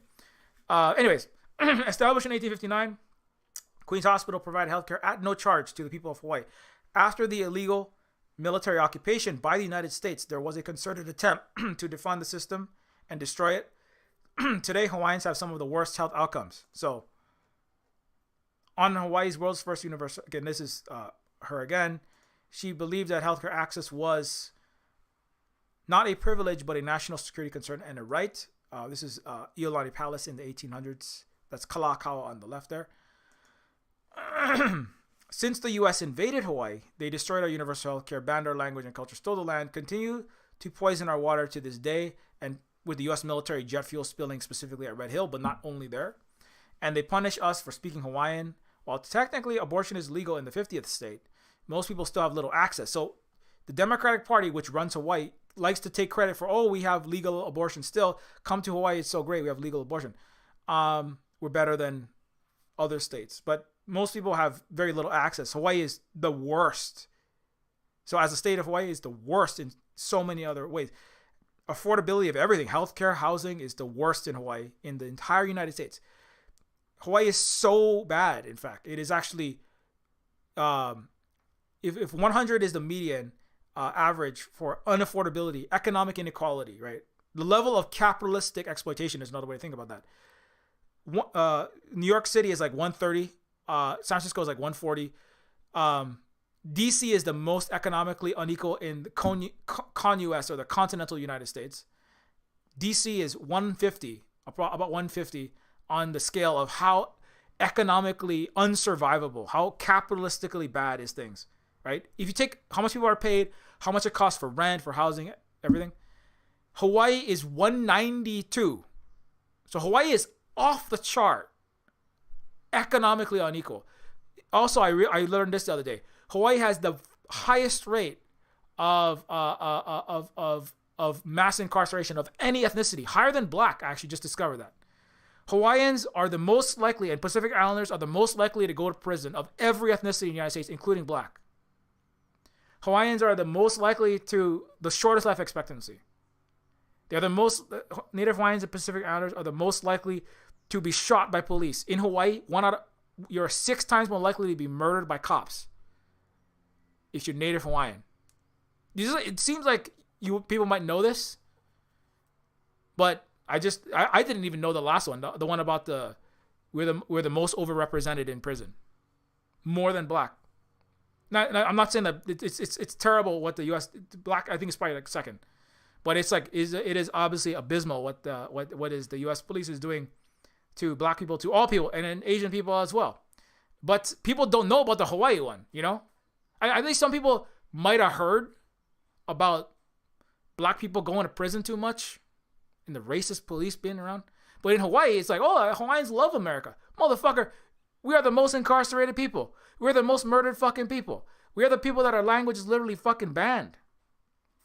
Anyway, so that's a new thing. But my point is that, so this is stuff that has happened after the U.S. occupation. Some of this you probably know if you follow my streams and you follow my Twitter. Hawaii leads the nation in arrest of public school children. So people talk about school to prison pipeline. Hawaii is like leading the fucking school to prison pipeline. Take your pick, man. Hawaii is, the state of Hawaii under the U.S. is the worst in the United States. It's not even close economically. It's not even close. Again, it's like magnitudes worse than D.C. Nobody knows. But you know what? You know what I think it is? Kind of like how the Asians are the poorest people in cities of the United States. Nobody knows that. Everybody thinks they're just like, oh, they're doing so great. It's so great to be Asian in America. Everyone just loves Asians, right? Like everyone loves Raymond. Everyone loves Asian. Everyone just wants to be Asian. Everyone's getting their eyes cut to look like a K-pop star. They're getting facial transracial Asian surgery. Oh, it's so great to be Asian. I love anime and I love this musical group. I love this K-pop star. Oh, I love my Squid Game. Oh, I love my Asian dog. Oh, look at my anime. Fucking, you know what? It sucks to be Asian in North America. I'm going to say that for all the Asians in North America because I've been there and I'm also Asian and I see what's happening. And I don't have any qualms about saying that. It is fucking abysmal to be Asian in North America. Not just since the Asian hate mass murders of Asians in the streets of Chinatown all the time. It has always sucked to be Asian in America. You're the poorest, but there's at least waves are made. Historically, let's say. But it has been the worst. By the statistics. Not that anybody cares to tell the truth in America, but that's the reality. And Hawaii is 60% Asian or Pacific Islander. Hawaii is by far the most multiracial place, and specifically multiracial with Asian and Pacific Islanders. And that, as much as anything else, is why Hawaii is the most economically, mass incarceration, police, and environmentally unequal place in the United States. And nobody knows shit. More on the Hawaii. So you want to learn, so that's why I have to be here to speak up 55 trillion times louder than all of my Asian relatives who are legitimately scared of being murdered with no recourse all over the United States. More on Hawaii, not to say that they shouldn't speak up, and there are many that do, like Danny Haifong and Radio Free Amanda, but they're all terrified of getting their asses murdered. And there's nobody going to do no hashtag for them. Nobody going to do no hashtag for them. He's just going to be gone. So, but let's be real though. More on Hawaii had the highest literacy rate. More the world's first universal healthcare invented submarines before Jules Verne published 20,000 Leagues Before the U.S. Invaded, banned our language or culture, ghettoized us, and buried the history. So, I've been through that many times. But just in case you didn't know, right? Many Hawaiians, most Hawaiians, sadly, I think, don't even know this. But Hawaii had the highest, it had better industry. So again, what was the best life? What was the, let's ask the question, right? Right? White lady staring at you. Hey, what are you, why didn't you apply yourself more? Now I'm going to have to take your business. You should have lived your better life in America, right? What was the best life for Native Hawaiians, right? What was the best life? Was it to join America? Was it to become the state of Hawaii, the state of Hawaii in the territory of Hawaii in the United States? Was that the best life, right? What was the best life of all possible universes for Hawaii? You know what the best one was? It was the one where we were glad to light the city of Honolulu before D.C. before the White House, where we had electricity before the United States Capitol, where we had mass transit and railroads that we built. Somebody said, "Oh, you were learning from your colonizers." No, we weren't. We were just like learning human technology. Colonizers stole the black powder and the paper from the Chinese, and they stole lots of other technology from unpaid labor, like the black women. Remember, if you're a woman, you're not American because they only count white men, and if you're black, you're not an American because they don't count black people. So black women who did all the labor to invent the technology and manage the post-Newtonian calculus that put Neil Armstrong, white man, on the moon, wasn't American. That wasn't colonizer shit. That was black indigenous people labor and knowledge and technology. So I don't want to hear this shit about colonize. Remember this. When somebody tries to tell you, oh, you got to be indigenous, you got to live in the forest and have no technology. Indigenous does not mean non-technological. Remember that, because I'm hearing that all the time now. I hear other Hawaiians tell me this shit too much. Hawaiians were more technologically advanced. The native Hawaiians were more technologically advanced with human technologies, because all of the planet contributed to the scientific bodies of technology.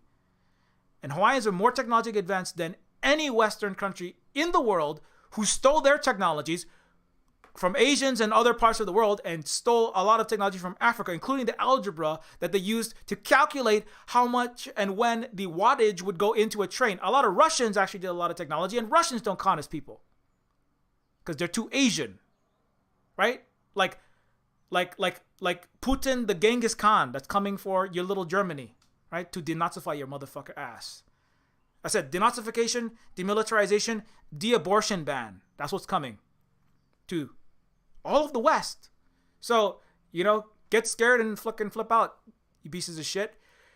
Hawaii was more technologically advanced and was an indigenous country. Yes, that it read and it learned things from England, from Europe, from Asia, from Persia, which we had relations with, from Africa. The Europeans were just best at taking credit for everyone else's collective inventions and accumulating them in London, along with all the capital from Africa. So, no, the reality is Hawaii threatened the correct respect and crediting for all of the world's labor, because Hawaii was also socialist, even though they didn't come out and say it that loudly. They were socialist, they were anti-imperialist. We were socialist and we were anti-imperialist. And we also had racial equality. And we built the motherfucking railroads without y'all's help. So, thanks but no thanks. We don't need your invasion. And you can go home right now, in fact. As the UN has declared under the High Commission on Human Rights, the illegal occupation of Hawaii by the United States military is illegal, and it is a fraudulent annexation, and the United States government and military have no jurisdiction in this country of Hawaii. The country of Hawaii, that's the UN. So, Mr. Blinken rules-based international order can go suck the UN High Commissioner's resolution. Anyways, so this is the city of Honolulu that we built without your help, with human technology, in an indigenous socialist country that had mass transit and trolleys that you could take a ferry, a public, affordable mass transit. People talk, oh my God, there's too many cars. How are we going to save the climate? Well, we were fucking doing mass public transit, kind of like China is now.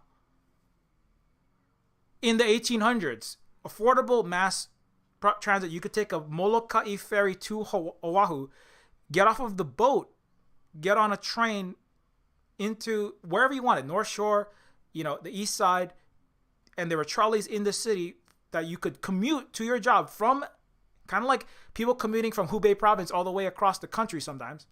In China, you could commute very easily with minimum expenditure financially, with minimum ecological damage, and with very high affordability, like the Chinese trains that are better than Europe's, high speed, maglev, you name it. Hawaii already had that in the 1850s, and nobody cares to talk about this. But you know what America did? America just buried it all, because like Elon burying black and brown and women's labor and just working labor that made all of his rocket ships, the United States buried all of our successes. That's the trolley. Hawaii also had a higher literacy rate than the U.S. before Europe before colonization, banning our culture, language, erasure over history, and ghettoization. And we were bi or trilingual and world-renowned diplomats. In case people forgot, because I see some people from Hawaii saying shit like this, but you know what? They're working for the University of Toronto, so you're working for colonized university. You play stupid games, you win stupid prizes. So you work for colonized universities like the University of Toronto, and you want to make tenure so you can pay your $2 million fucking mortgage. You start saying bullshit like Hawaiians were backward and the goal is to go back to fucking frolicking in the forest. Not to say there's a problem with going in the forest, but technology bad. Hawaiian Kingdom was bad. I'm saying that's bad. That's incorrect. A newspaper article published in 1869, a native Hawaiian historian reported that Hawaii was the only Pacific government to be represented at an exposition in Paris. Granted its first constitution in 1840 by Kamehameha III, books of law, newspapers, agricultural products, Bibles, textbooks, and other examples of civilized accomplishments were exhibited. European visitors to the Paris exposition were ruled by monarchs, only their highborn privy to excellent educations. No one has ever, including at the University of Toronto or at Oxbridge or at NYU, no one in the West has ever been privy, I would argue, to an excellent education. An excellent education would be learning that you are all fucking failures and you're liars, cheaters, stealers, and killers and projectors. But nobody teaches that at any university. They teach bullshit, right? Like social Darwinism. They teach bullshit. They taught that. Phrenology. They teach bullshit like they don't teach Black Athena. They don't teach Black writers. They don't teach the history of China. Not even at Oxbridge. Nobody teaches that shit. You can't. It's illegal. Otherwise, how the fuck is the UK going to make another $1 trillion making foreign wars with the United States? There has never been an excellent education ever anywhere in the West, period. But people learn how to cross their T's, dot some I's, and pronounce words like women, which, what the fuck? Make a choice. What the fuck does the letter O sound like? Is it O, U, What the fuck is it? What the fuck is it? The English language has been a terrible fucking language to learn anything in. Have universal spelling. But no, the reason why they don't have universal spelling is because white people need to gatekeep non-white people and poor people out of Ivy League universities and Oxbridge. That's why English will be a ridiculous fucking language for the duration. Anyways, just like French, also ridiculous language. What the fuck? Why you put 25 different vowels and then a V at the end of a fucking single syllable word? Doesn't make any sense. Anyways, European visitors to the Paris Exposition were ruled by monarchs. What does that tell you? You see what's not being said there? Do you see what's not being said there? Hawaii was not a monarchy in a European sense. There were elected officials under actually meritocratic basis underlying this. Because part of it is because the Hawaiians wanted everyone, every single person, 98% literacy rate. The U.S. has a 54% of the U.S. can't even read at a junior high level today. I mean, I think it's worse right now. It was like in 2019, 54% of the United States, more than half of the United States, could not read a book, could not read at a junior high level. So what were everybody doing in high school? Like just like jerking off and going on Cliff Notes? Oh, that's what they were doing. Yeah, that's what they're still doing in college today. So not that you get smarter when you read the books that they assign. Like you fucking read a New York and NYT bestseller, you get stupider because you start thinking shit like, we're the greatest country in the world. So, but even within the stupid context of the Western education system, people can't pass their own education systems. Faced with the failed preconceptions about Hawaii, some exclaimed, "This island is ahead in literacy of Europe." What they didn't say was this brown island, this N-word island. That's what they meant to say. Is ahead in literacy because Hawaiians looked and to skin color and hair texture wise, Hawaiians counted as black N-words in the United States. When our Hawaiians would visit, we were just called N-word, just like, oh, you freaking black, just racist everything. And then they hated it and they came back to Hawaii where we didn't do that to people. And that's why a lot of black people came to Hawaii in that time. And Asian people came to Hawaii because we didn't do that to Asians either. We didn't call them C slur, G slur, or, I don't know, ban them from doing anything but women's work. Hawaiians didn't ban Asians from doing anything. Let me say that again.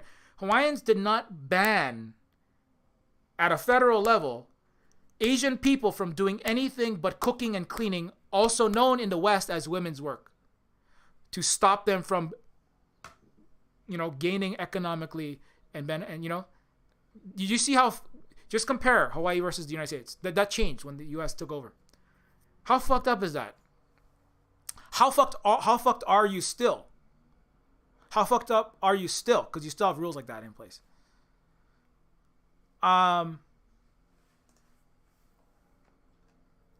one of our leaders, had invented a subaquatic vehicle when Jules Verne was still dreaming of 20,000 Leagues Under the Sea. So again, to be indigenous is to master human technology, and not again. Hawaiians didn't do all of it, obviously, right? The point is, that's the point of everything, everywhere, all at once. No individual masters everything, everywhere, right?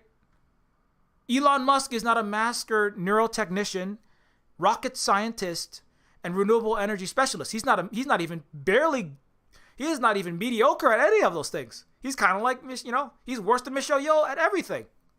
I mean, her character, right? The technology is built with many, many people, billions of people over millennia and centuries, individually becoming the best that they can be to contribute to the collective bodies of knowledge, history, machinery, and all of the groundwork of the mathematics, the machines, all the people who did and every single care worker who cared for the household while the scientist was doing the science. Because if any one of the care workers in all those households didn't do the laundry and the cooking and the cleaning, like if Holly stopped doing all the cooking and the cleaning and all the care work that Holly disproportionately does, there would not be any silver spook hui. I would be over there trying to figure out how the fuck I'm going to find my socks and get everything I need to get done, and I wouldn't get it done, and there would be no stream, there would be no Neofeud, there would be no nothing. But it is the discrediting of all of that labor that builds the rocket ships, the submarines, all the technology, and everything else that makes a great civilization.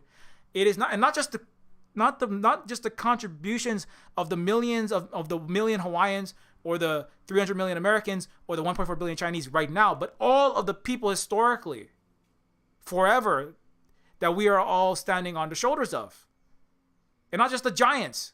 It's not the giants. It's the standing on the shoulders of all of the human and non-human peoples that have did all of every janitor that was cleaning the room of the Tesla or the Edison, or Edison was a fucking clown, just like every other Western person, but or every other person who got great man of history status. All the care workers that did the care while other people were doing their science are as much due credit for all of the electricity and the rocket ships and the everything else and the science and the penicillin, because if the janitor said, fuck you, I'm not going to do any more janitoring inside of your biotech lab, there's not going to be no cure to nothing. If all of the women's work cooker and cleaners decide, fuck you, I'm not cleaning nothing, there's no Elon. He's starving to death because he can't cook shit. I mean, he's a fucking white dude from South Africa. I don't know. He'd just be like eating chalk, something that I don't know, right? But you see what I'm saying. The world is all of the people together working together, and that is the deeper wisdom. I would argue that's indigenous wisdom, and that's also communist wisdom, which is indigenous people being interpreted by English language and then kind of like and then adapted to deal with modern capitalist concepts. But it is the concept that everyone is valued collectively together, not some great individual who is trying to erase everyone else and collect everything for his own personal benefit. So Hawaii is a place that had used collective human technology and knowledge bases to build upon them to then invent submarines, right? It's not like Hawaii just magically from the fucking forehead sprung the submarines. No, the point is that Hawaiians had the high literacy rate and invested time and energy. Kalakaua was a elected leader of Hawaii who also invested huge amounts of time studying submarines along with other technologies. It's not just himself. Just like in Hawaii, he did draw up this blueprint though. That later it'd be like if Biden invented a rocket ship, right? Elon Musk can't invent no fucking rocket ship, but sure as fuck, no leader, no country don't invent nothing. Most of the CPC, the Chinese Communist Party, 9 out of 10 are engineers of very high proficiency. And if they're not engineers, they are at least proficient. The vast majority of them, I mean, you have to be in actual governing and actually meeting people's needs, because it takes decades to get to that level. And you have to, if you can't meet the needs of a town, and you have to actually meet them. You can't just like talk out of your side of your ass and get billionaire funding and get a good TV show to put yourself, like Zelensky, put yourself on some fucking comedy show and then get elected by being a fucking actor. You know, most of every American politician is just a paid actor, basically. That's why they like accusing other people of having paid actors. The left is all paid actors because that's all they have. The West is just a bunch of paid actors by oligarchs. That's what its democracy is. But under an actual functioning normal human civilization that isn't broken, people who are actually merited. So that's one of the reasons why Kalakau was promoted, was because he was actually good at what he was doing. Like Xi Jinping was good at trying to deal with poverty alleviation. And not to say there's never corruption, but the dominant structure isn't promote the corrupt people. But the U.S. it's just, anyway. I don't want to go off about it anymore. Hawaii was a living Wakanda in the sense that it was an indigenous future, more technologically, economically, and social. It was a socialist Wakanda. Sometimes the way to think about it is that it was an indigenous future that was more technologically, economically, and socio-politically advanced than any other Western nation. And also, importantly, and this is going to tie back into what I was saying, sovereign Hawaii had black citizens before the U.S. Civil War. In fact, the United States slaves that stepped onto Hawaiian soil were considered free. Let me say that again. When America's slaves stepped onto the sovereign country of Hawaii's soil, they were considered free. Some people will say, well, the Underground Railroad was when black people were smuggled under through the woods, and this network of collaborators to get black slaves into Canada. When black people got into Canada, this is part of the British Empire's Anglo-Saxon mommy mythology. When black people got into Canada, they encountered a racist, segregated Canada that was genociding indigenous people, and it still is genociding indigenous people. People go, oh, Canada doesn't have an abortion ban. Everyone come to nice Canada. We have maple syrup and we say sorry. Canada is massacring indigenous people as we speak. It still hasn't made right on indigenous people in schools. It treats black people like shit. Doesn't want to say that. It treats Asians like shit. The most anti-Asian racist place in North America. You think it was in the U.S.? Good guess.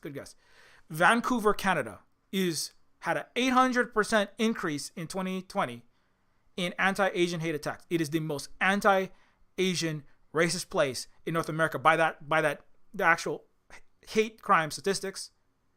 Canada is a racist shithole that is smaller than the U.S. and they've been sliding under the radar, kind of like Sweden. They don't feed their fucking neighbors, and they're Nazi as shit, and they have like they say the N-word all the time in Finland, and the Scandinavians have just been hiding behind being junior partners and smaller people, but they're all just, a bunch of racist capitalist shit fuckers, man. Jesus Christ.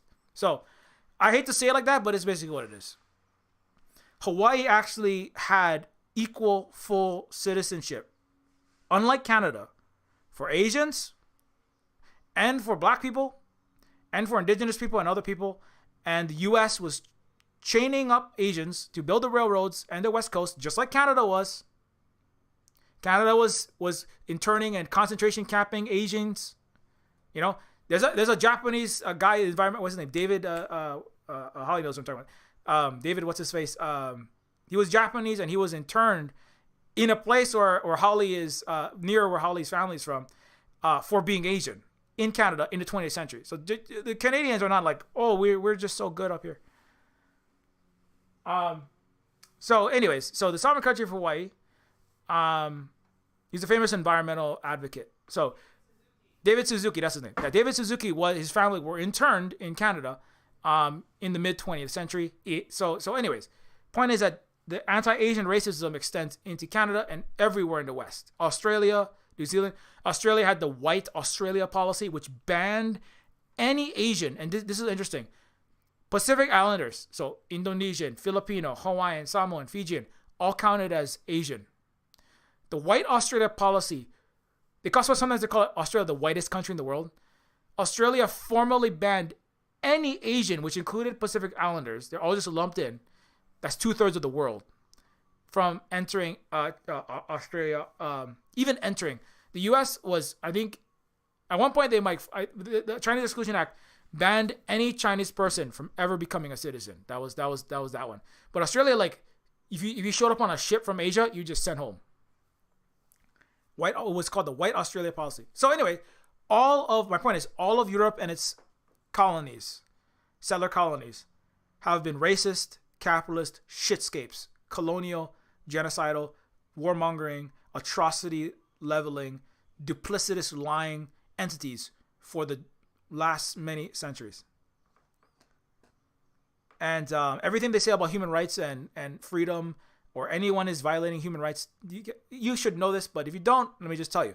Anything that any Western country leadership, or most people too, say is complete and utter, most likely bullshit. So don't, I'm telling you that as somebody who has been genocided, and my mom beaten for speaking Hawaiian, and my entire fucking island is dying right now. Let me tell you. In case you don't know, in case you still have some ridiculous fate, probably because you're a cis white guy in America watching this video, I'm sorry to tell you this. Your country has absolutely no credibility. It will stop existing soon. So,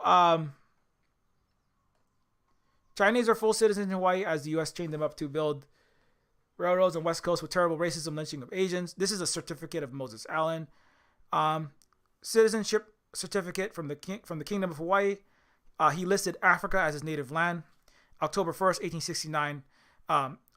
As I said, Hawaii. I haven't mentioned it in a while. Hawaiians were mostly bilingual or trilingual. Spoke Hawaiian, English. Again, English was a international language, but Hawaiians spoke also their native language, right? People talk about, they don't let them speak Uyghur language in the Xinjiang. They have language schools specifically funded. I wish Hawaii had funded and operated and access to Hawaiian language. Hawaiians have had to fight tooth and claw for any access to our language. Our language was banned. When I was born, 1983, if I spoke Hawaiian, I would get beaten in school. But again, that's the point of it's not about you have to speak this or that language. It's about or that everybody has to learn 3 or 5 or 10 languages. Some people think, what I'm going to do is I'm going to learn Hawaiian. That's not it. Especially if you're a white person. You have a luxury of a privileged white person who doesn't have to work all fucking day long and then learn language in the 1.5 spoon you have left, right? To learn 25 different languages on the Duolingos or, from whatever language online app or school.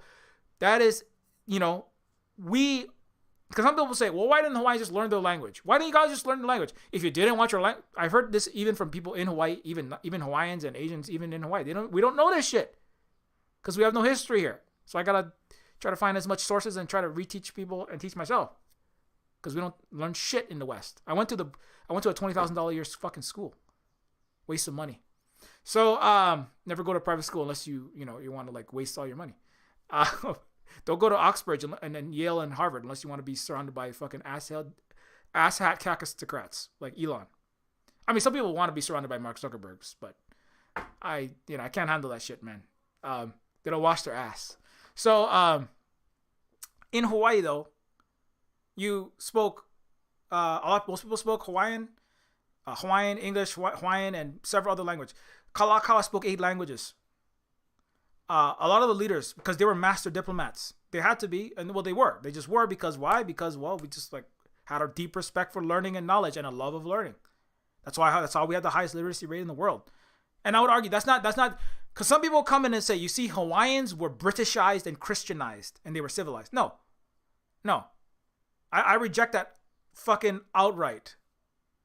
To be indigenous is not to be simple-minded hunter-gathering in the forest. Number one, there is vast quantities of knowledge in the forest and in the ecosystems that are, like women's work, uncredited and unrespected. Number two, being indigenous does not, again, mean being pre-technological. So whether it is understanding of ecological systems and their web works, which is not understood in the West. That's why the fucking planet's dying, because y'all idiots are running shit. You didn't let goddamn Turtle Island indigenous people let their knowledge shine, just like California. Why didn't we listen to indigenous people? Now all of California's on fire. We should have done controlled burns. Oh, fuck. Right? That is again, that's just symptomatic and emblematic of your systematic lying and disrespect and degradation of non-cis white male rich dude work. So you see what I'm saying, which is that Hawaii is a place that did respect all these different types of people and their work, and then also built on it in natural ways. Hawaiians learned from the British. Yes, they learned English, but did not replicate the system of Britain, because if Hawaii were to replicate the system of America and Britain, they would have been lynching Asians and subjugating all of them, right? If Hawaii were to replicate the system, right, of Europe, if Hawaii were to replicate the system of Europe, we would have not had the world's first universal healthcare system. Because guess what? No Western country had universal healthcare till almost a century later, and it was New Zealand, and it wasn't really universal. So Hawaii learned things, but did not replicate everything. Hawaii kept hula. That's why Kalakaua is called the Merry Monarch, because he kept the hula alive secretly while showing the colonizers, oh yeah, no, we're all very Christian. Yeah, fuck you. That's what a lot of Hawaiians miss now. Is after the full colonization under the United States occupation, a lot of Hawaiians were told that, no, you guys are always Christian and you just love your fucking Jesus Christ so much, and you never practice any of your heathen, satanic Hawaiian practices, right? That was post 1893. Before that, Hawaiians were fucking outplaying the colonizers left and right. This is the Hawaiian flag. The Hawaiian flag does not have a Union Jack inside of it because Hawaii just fucking loves white people so much, and they just like that red and white and blue. No, these people were fucking assholes. The Hawaiians knew that. That's why they had advisors come in and tell them, hey, guess what the British did? Guess what Anglo-Saxons did to North America and Turtle Island? Guess what the British are doing to Africa? Guess what their opium war they're doing in China? Hawaiians knew the British were not their friend. They made them think that, oh yeah, we're all civilized and Christian, because to be civilized meant to be Christianized, and it meant men have short hair. Hawaiians didn't cut their hair short when they were men because they felt like doing it. They did that so that they could not be fucking colonized.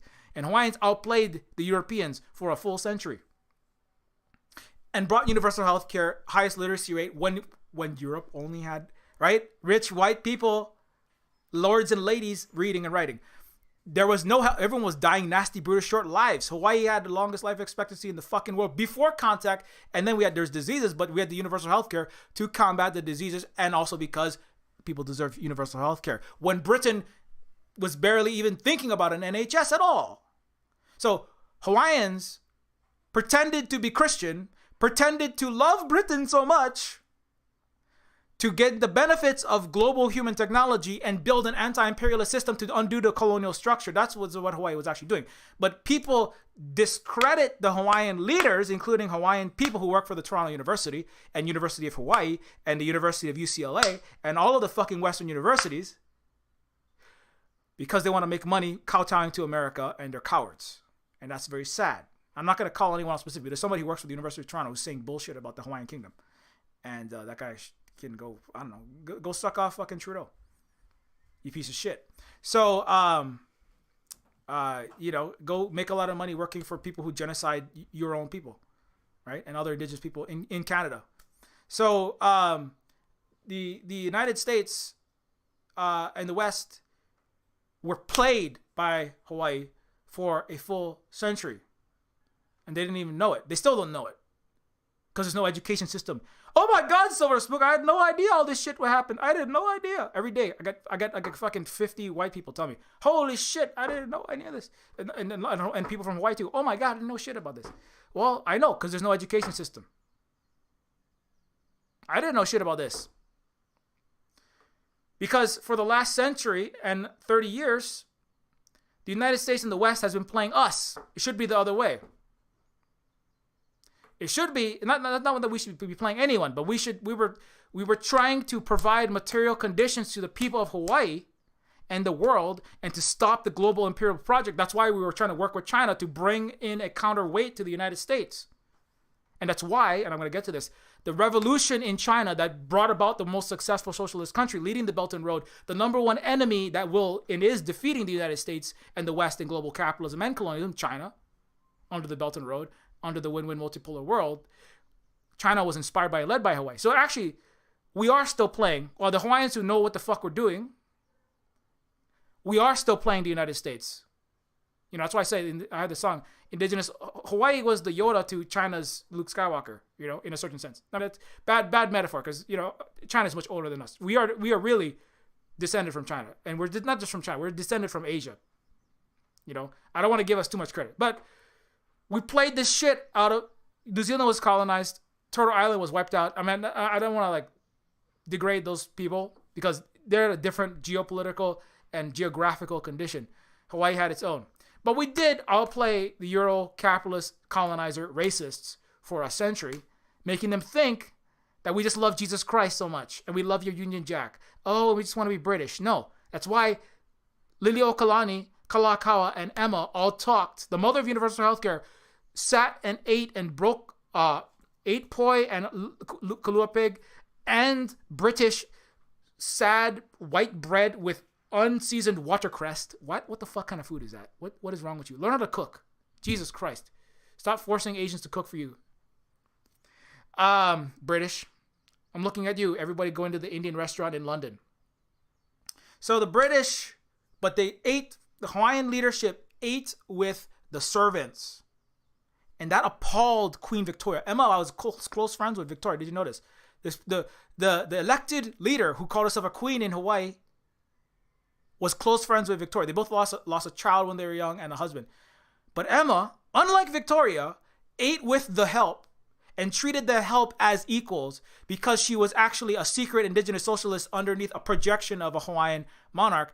And Hawaiians, it's amazing how the fuck did they, the Swiss, I had a Swiss consul as a professor at the University of Hawaii. He was one of the few white people who was like, at least like trying to be honest about this. He said like the Hawaiians were the master diplomats. There was nobody who could touch them because they were a brown country. They were a non-white black. They were treated as black in terms of their appearance in places like the US.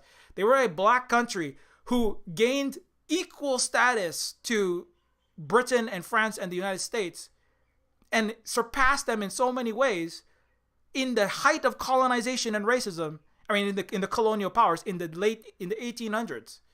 And he said, like, as a Swiss country, we're a white country in Europe. We already have a leg up advantage on the Hawaiians. But the Hawaiians were coming from, they're a brown, non-white country, tiny country in the middle of the ocean.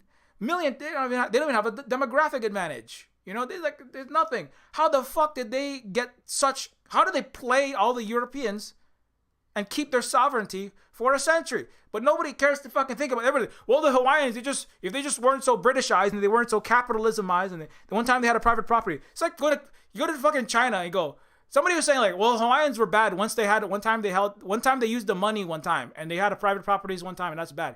No shit, that sucks. I wish we had a stateless classes, moneyless society with no racism and no sexism like everyone else, and we could all go back to Hawaii where we had no gender oppression based on gender identity, and there was one pronoun for he, she, and it, and women, men, in between, and the natural world. It was all treated equally. But we don't live in that utopia, do we? No. It's like going to China and going, you guys used the money one time, so that means you're bad. Vietnam, hey, you guys fought against imperialists and colonizers and built a socialist country that has more healthcare, housing, and 1,000 times less malnutrition deaths than the United States. And that means you used the money one time. And that means that you're a capitalist you're bad. Cuba, one time you had a private properties. In fact, Cuba has more, I think it had more per capita private property owners than some European countries. And Castro even said that. So Cuba, you bad now. You bad, Cuba. You bad. Oh, China, Belt and Road, Bolivia. One time a Palestinian used money. I'm taking the Palestinian flag out of my bio. Shut the fuck up. And stop working for the University of Toronto or whatever shitty ass university that you work for. Anyways, okay. I had to go off on that one because I've been thinking about that for a little bit, and I was like, I had to, because some people were going like, Hawaii was bad in the mid 1800s. That's the new take that I'm seeing. It makes sense because the U.S. is trying to stop Hawaiians from recognizing but it feels like some people are personally coming at me. They're not. They're coming at lots of people that say shit that I'm saying. But it is like, you're saying that this thread is wrong. And some of them are of Hawaiian ancestry. So go be the co-sign the BJ Penn ticket. Go be BJ Penn's, little Donald Trump, Joe Rogan, Hawaiian representative for the state of Hawaii. The state of Hawaii. And quit your university job, okay? Western universities are places where any kind of left or indigenous or any kind of positive movement goes to die. So the sovereign country of Hawaii had black citizens before the U.S. Civil War. In fact, U.S. slaves stepped onto Hawaiian soil were considered free. I lied. I'm a little over my time, but this is the one I wanted to get to because Chinese were considered full citizens, and U.S. chained up Asians to build the railroads on the West Coast along with Canada. That's the citizenship certificate. Okay, Hawaii had equality, democracy, existing socialism without racial hatred, greater technological advancement in a person of color nation. That sentence is already like, whatever you thought about Hawaii, that is already miles beyond anything anyone had ever achieved in that period of time. Everyone the Chinese fell into the center of humiliation in the time. And I'm not blaming the people for doing this. I'm just saying it was a time in which global racism and colonization was at its peak, and the achievements of Hawaii, despite the impediments, right? The imperialism, right? It's like how come one time I saw they don't have everywhere doesn't have brand new toilets in Vietnam? Motherfucker, do you know what they've been under for the last, right? But this is the first world looking out at the third world. They don't even, and everybody over there's like, what? The global south is just like, what the fuck are you talking about? You don't know shit about, you know what you have to do to get where we are? You know how people have to die? You know how much you have to fight to get to where we are? You know how many people fucking starve? But that's not, but you have a bunch of people sitting in their fucking suburb with a degree in, fucking Marxist Leninism, or I don't know, degree in anything really. Indigenous studies. I'm from the Communist Party falling the fuck. I'm not saying you shouldn't join a Communist Party, but just like, somebody in the first world, like looking at the global south and going, you guys should have did a better revolution, more pure, the way that I said. Read my newspaper that I wrote for fun, because I don't need to work, because my mommy and daddy pay for my rent and my food and my housing and my clothing and my electricity, while I write leftist bullshit into books and then read them. Just like Marx, actually, he was one of those people, but I'm not saying don't read Karl Marx. I'm just saying, like, there's a lot of people in the West who had great careers sitting around not making the changes that they talk about, while the global South and the rest of the non-white, mostly non-white and non-Western world does this shit. Hawaii was one of the places that was doing this shit in the 1800s. Blew their white man's burden out of the water. It put Europe to shame. The United States and the West, not just the U.S., but Europe. Europe was mad. Europe was really mad. How could this Hawaiian country have universal health care, all these people reading, writing more books than us, making more newspapers than us, inventing technology, doing all of these great things, embarrassing Europe? How could the Hawaiians embarrass Britain? We are Great Britain. How dare they, right? So Hawaii had to be destroyed, right? Like any country that ever succeeds, like Bolivia has to be destroyed, failing. Anyway, because we put the concept, right? This kind of comes back to this everything, everywhere, all at once. People are, based on all the other billions of lives that have lived for millennia, building together the wealth and the knowledge and the culture and the institutions that you benefit from today, right? And each individual is a product of the life that they have lived and the time and energy they have invested into their individual skills and talents. The white man's burden suggested that genetic heritage, racial makeup, the vitality of the Anglo-Saxon and the Germanic and the Teutonic strains, and that was the word Marx used that. I say that because the right and the center were worse than him. Horace Greeley was Marx's boss. The genetic strains hybridized in the United States. This was actually one of Marx's writing. So you can go look it up if you don't believe me. The hybridization of the European strains produces great American vitality, which is why they excel in entrepreneurship. I mean, it's not exactly, but that's basically what he said. Now, the average British monarch said much worse. And that's why I'm citing the left, because I'm saying the left, right, and center. There's no left in the West. Genetic makeup, right? If you were born American or British, white, great. It is the burden of the greatest race, the great white race. John Swinton, The Chinese Question. He was a leftist labor organizer in the 1870s. The white man's burden is to carry on the back the lesser peoples towards civilization. For we have been gifted the genetic, right, predisposed genius, right? The African, this is, Engels wrote, the soils in Africa have degraded the people so that their quality of their thought and their smell and their appearance has fallen to Engels, Marx and Engels. And that is why the N-word, use another word, are in the state that they're in. And I'm saying that because those were the kind of thinking of Europe in the 1800s. That was where Europe was at. Race science was the talk of its day, right, center, and left. Horace Greeley, Marx's boss at the New York Tribune, famously said, the Chinese are a, let me get his exact words so you don't, you can look, if you think I'm lying about this, go look him up. Horace Greeley, Karl Marx's boss. The Chinese are uncivilized, unclean, filthy beyond all conception, without any of the higher domestic or social relations, lustful and sensual in their dispositions. Every female is a prostitute of the basest order. He was a progressive. That was Karl Marx's boss. 1854. Okay? Hawaii had universal healthcare, 1859. Hawaii had Chinese citizens that entire time. What was Karl Marx's boss doing? Right? Mr. AOC of 1850. What was he doing? Oh, that's right. He was saying shit like that. So again, you see what I'm saying? Like that he was a progressive. So Marx was obviously left. Horace Greeley was a progressive. John Swinton was a labor organizer. He knew Emma Goldman. John Swinton personally interviewed Marx in the for one of his articles. He looked up to Marx, and then he said, I don't want to even put up what the fuck he said, what the leftists of the 18 leftists said in that time. It's fucking, it makes your soul hurt, makes you want to vomit out your intestines. What he said about the Asians, and then he backed the Chinese Exclusion Act. You can go look it up though. John Swinton, Chinese Question.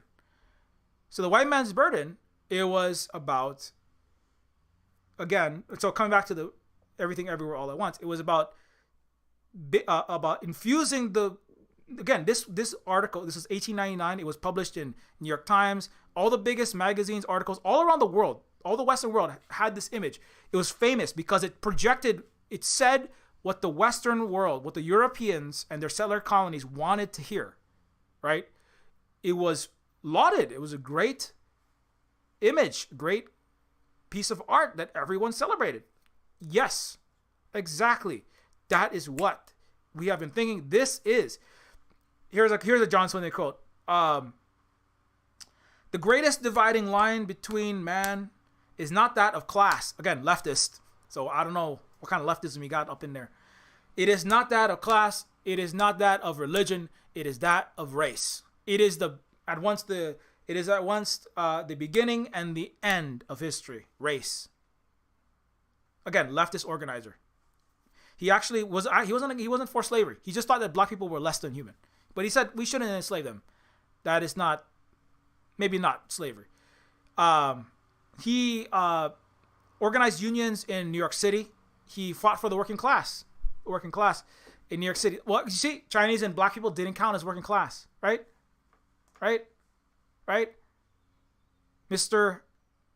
James Hong, they didn't count as working class. For, Short Round, his daddy, the Vietnamese restaurant owner, for the white organizers, they still, and they didn't, and they still they don't count as working class. For the noodle shop owner, right? For the white man in New York City or Los Angeles, the Asian noodle shop owner and laundromat owner, right? Or the cooker and the cleaner, they didn't count as working class. At once, the beginning and the end of history, it is race. The Chinese are a subhuman, and oh my God, I don't want to say it, but basically, his point was the Chinese are genetically predisposed to work. This is the fucked up thing. They work incredibly hard and they produce much faster than the average white worker. and the Chinese are genetically predisposed to work for $3 an hour, where the American white man works for 15. You see what kind of Marxist analysis is that, John Swinton, so-called left leader of the Western left, right? The Chinese are genetically predisposed to accept. Why don't you treat the Chinese like human beings and organize with your fellow workers and ask, like, how can we all work together to, right?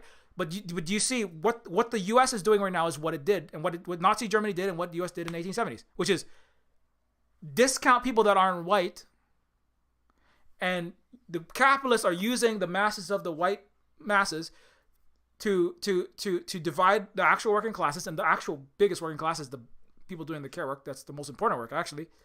And then break the movements towards socialism and give a nice deal to the white labor, sometimes called the white labor aristocracy, or just a white man worker who bases his life off of the subjugated Asian and black and brown and women workers beneath him, and that's the labor aristocracy. So you basically, like, you do your bullshit job for 20 times more pay, and then all of your little Mexican slaves and all your little wife, and then your non-man does all the extra work unrequited, and then all the little, while you schmoozing in the office, being a dickhead, right, talking story and making racist jokes around the water cooler, collecting a giant fucking paycheck to do nothing. And then all the Asians cook for you, and all the black people slave away, and everyone bees the help, and all the Filipinos are doing your nursing home care, being paid garbage. And that's the West, period. You know? And then there's the global South all across the world that are sucking all the wealth into the imperial metropole, that are working for even less than that. But internally, there's always been that underclass, and then that's the deal. So when it comes to organizing, the non-white labor and the non-men to a large extent, and definitely the non-white labor, are like, hey, let's all work together to undo this. Let's build collective class unity and solidarity, and the rich go, oh, hey, white guys, you want a good deal? And everybody, yeah, fuck this working class stuff. I mean, we're the working class here. Over these guys with the smallest nose. Oh, sorry, Italian, your nose. We don't need you yet. Your nose is a little big. Oh shit, it's 1980. Okay, Italians, come on in. You join the whiteness. Because we have to divide, and then we never have revolution. So we never undo this capitalist shit. So my point is that the people have been treated, right? Number one, race. We got to talk about class and not race. We're just gonna throw Gerald Horne, the great black historian, had a really important article about this very recently. Yeah, I think Gerald Horne. I'm gonna misquote him exactly, but he basically said, like, it's a good quote, which is, Marxism. I'm not saying Karl Marx was just evil. No, he had very important writings. I'm not saying that Marxism is followed by countless people from the global South and around the world that have succeeded, right? But it is like, we're gonna throw limited analysis of class, right? And Joe Hart says, using class analysis as a solvent for the deep racism, settler colonialism, and genocidal project upon which the United States is built is the dead end that the United States left has consistently, and it's at least 3 or 4 times that it has run into. The Germany in the 1940s, it was the same story. United States in the 1870s, you're seeing it happen now. There's another one in the mid 20th century. There's kind of another one. In the civil rights movement is not fully, but there was another attempts to bring actual communists, actual anti-capitalist, actual, and then they killed a bunch of black leaders. Malcolm X, Fred Hampton, but and white people were said, oh, let's be civil, everybody. It wasn't quite the same as 1870s, but it was the same kind of, like, there's a possibility for change, and then the white classes the white people are like, get bought off. Some proportion of them, whatever the richest people and the most powerful, disproportionately white people, need to maintain their power, their profit, their empire, they cut the deal, and the United States death entity, the most horrible evil that the planet has ever seen, continues. So that's why you can't deal with this. It's just part of why you can't just talk about the class and not deal with the racism and the colonialism. Not to say that, again, I'm not saying that Marx is evil. I use Karl Marx because Marx was one of the better of the thinkers in Europe, right? He was the person that was like leading on discovering what indigenous people have always known and trying to codify that and attack the capitalism in Europe. But even he was subject, because some people say, well, Silverspook, you hate Karl Marx. No, I don't hate Karl Marx. I used the fact that he has said these racist things. He also said terrible things against Asians. Specifically, said the Chinese are are drunk. They are their hereditary. He said their hereditary stupidity they have hereditary stupidity, and they have been in a drunken stupor when it came to the Opium War, and it's their fault. Their hereditary stupidity has led them to fall into their drunken stupor, not we Europeans, because Karl Marx is a European. I'm sorry, buddy. Have been plundering and attacking and subjugating that country and plundering all of its wealth. So that's where he was inside of the bubble of his own analysis. Now, and that was some racist shit to say. So they're hereditarily stupid. I'm saying that because he was part of the collective milieu, the zeitgeist of thinking in Europe, just generally. Yellow peril, the concept of yellow peril comes from Karl Marx's Germany. It is a German colonial war trope to justify war to the east of Europe. Germany, that's why Germany is right there. That's why it was Germany and Russia. Because when the war comes against the yellow hordes from Asia, Germany is the big entity that's often on the front line. Now, a lot of Germany is like, well, we have relationships with Russia that go way back. And that's why it's okay, right? So the West is always kind of like, well, I mean, some of you Germans, you got a little too yellow. You guys got you're a little too much of the dark blood. If there was a one-drop rule in Germany, there'd be people like, well, you're a little too Russian. You're a little too Mongoloid. I don't know, right? But the Britain and the Western Europeans are going, yeah, Germany, yeah, you guys go, prove how white you are now and go die for the great European project, right? Ukraine, go prove how white you are and go die, like a lot of Ukrainians are like, well, I'm actually Russian. I mean, ethnically Russian. Well, go prove how European you are and die for the European project, right? But that's Russia and that's Germany and Ukraine, right? It's part of a genetic colonialist, which is racist, conception. And that's what it is today. And that's why Europe is a failed project. Europe as a concept is just like a nightmare. It's just disgusting. It's just like straight. If anything is Satan, it's fucking as an evil version, not the cool gay one in the Lil Nas video. But if anything is the most fucking terrible fucking cancer, it's the concept of Europe. It's like the concept. It's like, well, we can rebrand the swastika and the Nazi flag. I mean, I don't know about that, man. Kind of gross. But anyways, but yeah. So Asians, particularly Chinese, coming back to Hawaii, were a threat to the white oligarchy because of the Hui system. And I'm going to finish with this, jumping into Sun Yat-sen, right? So unlike Europe, unlike the United States, which discounted Chinese people from humanity, right? Including the left organizers in the United States who said the Chinese are not even human. Their blood is this is John Swinton. The Chinese blood, Asian blood is debased blood, is debaucherous. Their blood, it will infuse our great American stock with its degeneracy, and it will bring us down. Like literally, if an Asian person has sex with a white person, the genetic stock coming out and the spirit, morality, everything, morality, politics, economics, your acumen, everything was tied into your genetics, not into your merits, your skills, right?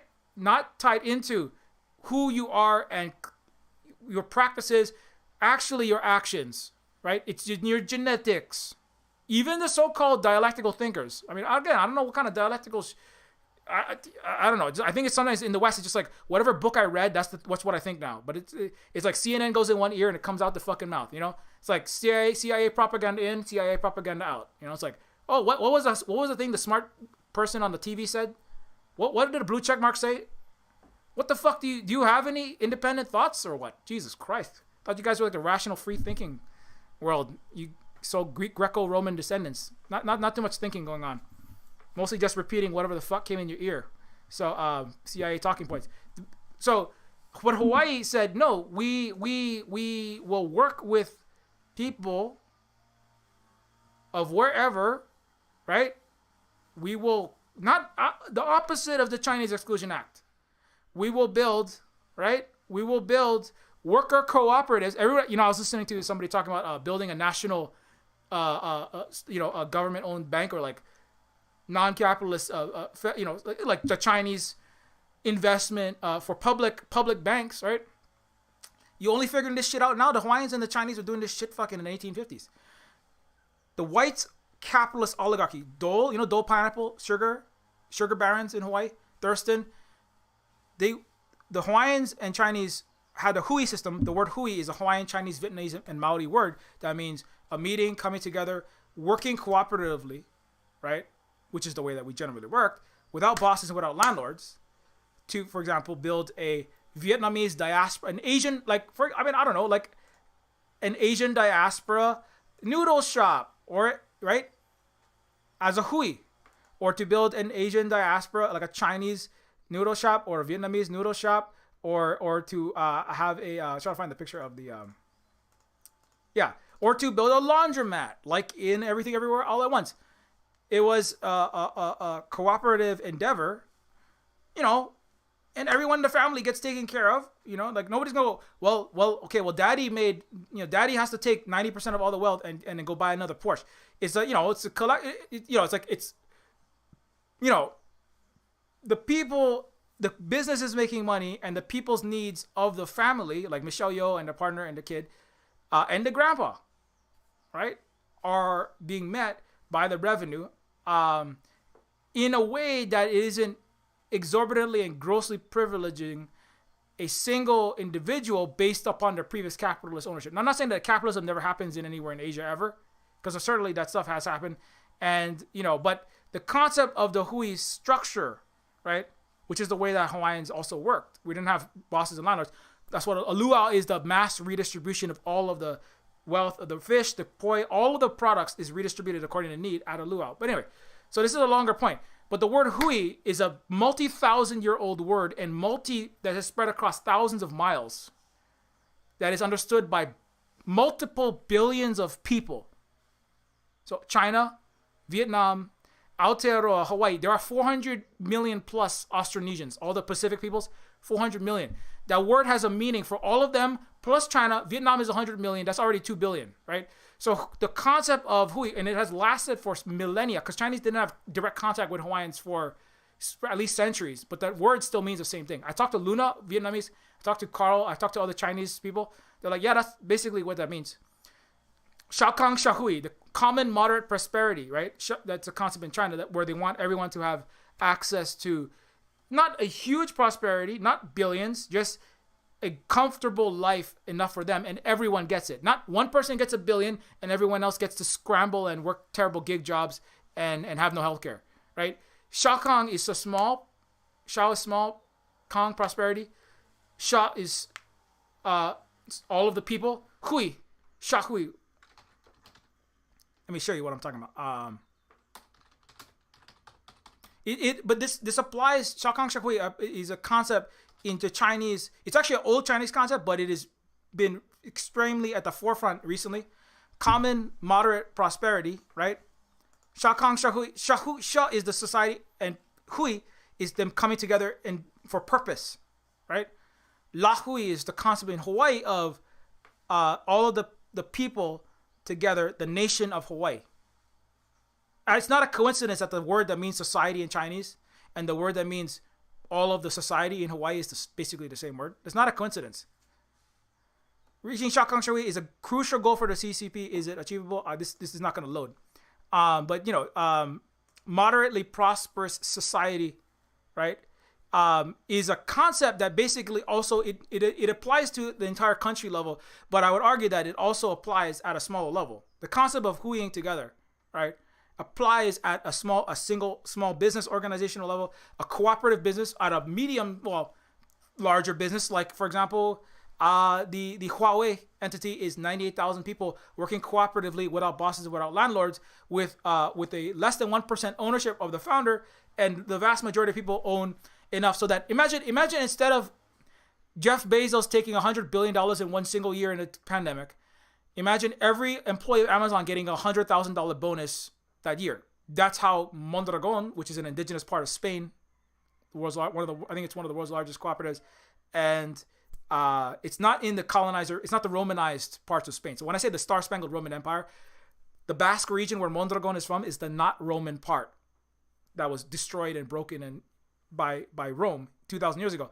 And China has one of the largest as well. It is called the Huawei entity that makes some of the world's greatest technology, kind of like what Hawaii did in the 1800s. So Shaokang Shahui is the concept of common moderate prosperity for a functional middle class that is it's kind of a Chinese dream of sorts to comprehensively build a moderate prosperity, basically well off, people able to live relatively comfortable, albeit ordinarily, as opposed to the United States where you can be a billionaire. Who wants to be a millionaire, right? Why do we need those? Why don't we have lots of people that are just moderately prosperous? I mean, even some ancient philosophers in the West have thought about this, but nobody's ever accomplished actual equality, economically or racially, in the West ever. So, not to say it can't be done. It's just much work to be done.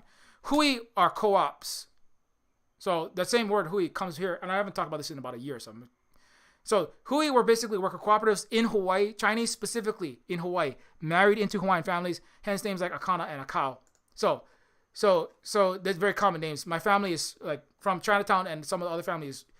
Kumuhina is a very important trans or a mahu, which is a third gender queer gender identity in Hawaii, is Hawaiian Chinese. Kumuhina Wangkalu, or last name, the Wang is the Chinese part. This is descendants of Hawaiian and Chinese cooperatives that predate any attempt at such in the West by centuries. So anyways, Hawaii, everybody's talking about, oh shit, we need more cooperatives. Right? I mean, which is good. I'm not saying don't. There should be cooperativized spectrum, cooperativized, shops and electric companies and all kind of companies. Amazon should be a cooperative where the CEO should be elected by the workers and should make no more than 6 times the lowest paid worker at Amazon, which is what the CEO of Mondragon makes. I mean, that's good. It's a good idea. Old idea. Hawaii's coup backed by the U.S. diplomat. Anyway, but the other thing is, so now finally, so what does that have to do with everything everywhere all at once? So finally, the Sun Yat-sen, right? So I talked about as the U.S., so a couple things. Sovereign Hawaii could resume full funding of our universal healthcare system that I talked about, started in 1859, along with leading in women's rights, highest literacy rate, and actual racial equality, like I just talked about. Hawaii was doing that. And it was the U.S. that banned our language, right? Couped our country. Like, I don't know, take your pick, right? Bolivia, North African countries, Asian countries, right? Well, how many fucking coups has America done? Well, hundreds actually since World War II. But Hawaii was stolen, language was banned. They forcefully defunded our healthcare. They ghettoized us. They took away, stole the vast majority of our land. Banned the cooperative, incinerated the Hui. The Hui were in the Chinatown. And the United States burned 30,000 plus people's houses and buildings to the ground and forced, at gunpoint, Asian and Pacific Islanders like me back into the fire. So that's what they did. Kind of like, when they blew up the Black Wall Street? Kind of like that. For the same reason. Because it was building non-white, Western. It's counter-hegemonic wealth being built inside of the United States. But anyways, so the U.S. abortion bans. So the U.S. abortion bans. This is another side point. U.S. is killing Native Hawaiians after illegitimate occupation, banning Hawaiian language and history, which is genocide. Other countries around the world. I mean, like the group of friends in defense of the UN Charter. You can go look them up if you want to know who's in that. Might recognize the country of Hawaii as it is legally and morally right, and would remove the linchpin of U.S. empire, and that is by the U.S. empire's own words. So, I mean, who knows if that's going to happen? But I'm just saying somebody might think about doing that someday when the U.S. is getting weaker and weaker and weaker, especially when they're fucking in the massive multi-million person protest because they fucking went fucking full 1950s. Anyways, U.S. bans abortion without universal healthcare and maternity leave. But remember, sovereign Hawaii created the world's first universal healthcare system, led by Emma Kaleleo Kaleleonaalani in 1859, and better women's rights. In 1890s, the U.S. banned our language, restricted women, and our healthcare. And so I already talked about that. I won't talk about that again. But further down in the thread, I was talking about how Emma Kaleleonaalani was also, so Emma, right? Again, one of our elected leaders. Fun fact, Emma ran against Kalakaua. So there was differences of direction. Emma was a little closer to let's hoodwink the British, and Kalakaua was like, well, let's hoodwink the Americans, or let's they had different tactics. I would argue they both were trying their best to do the best for the people of Hawaii, which is the responsibility. It's what Putin is trying to do the best for the people of. It's what ostensibly Biden is doing, but he's doing the best for himself because there's no leaders in the West. They only have opportunists. Unfortunately, but Emma was one of these people that are actually in a democracy. Hawaii was more democratic than the U.S. will ever be, or any country in the West will ever be. So Hawaii actually had people that provided and bettered the. You know how you know it's democratic in Hawaii? Because Hawaii increased the literacy rate to 98%. Hawaii gave people access to universal health care when they didn't have it before. Hawaii built the wealth and the prosperity of the people of Hawaii. All people, white, black, brown, Asian, and materially providing for the needs, not talking and then winning fucking popularity contests, right? Like Mr. Biden did. That's how you know it's a real democracy. Because the people's will and the people's interest and the people's needs, all the people, not just two people that happen to be the richest, whitest, all the people's needs were met. And that's why Hawaii was far more democratic, even though it was a monarchy on its face, than any Western country, and the U.S. by a league, or by 1,000 times more democratic than any Western country will ever be, as far as I can see, certainly the United States.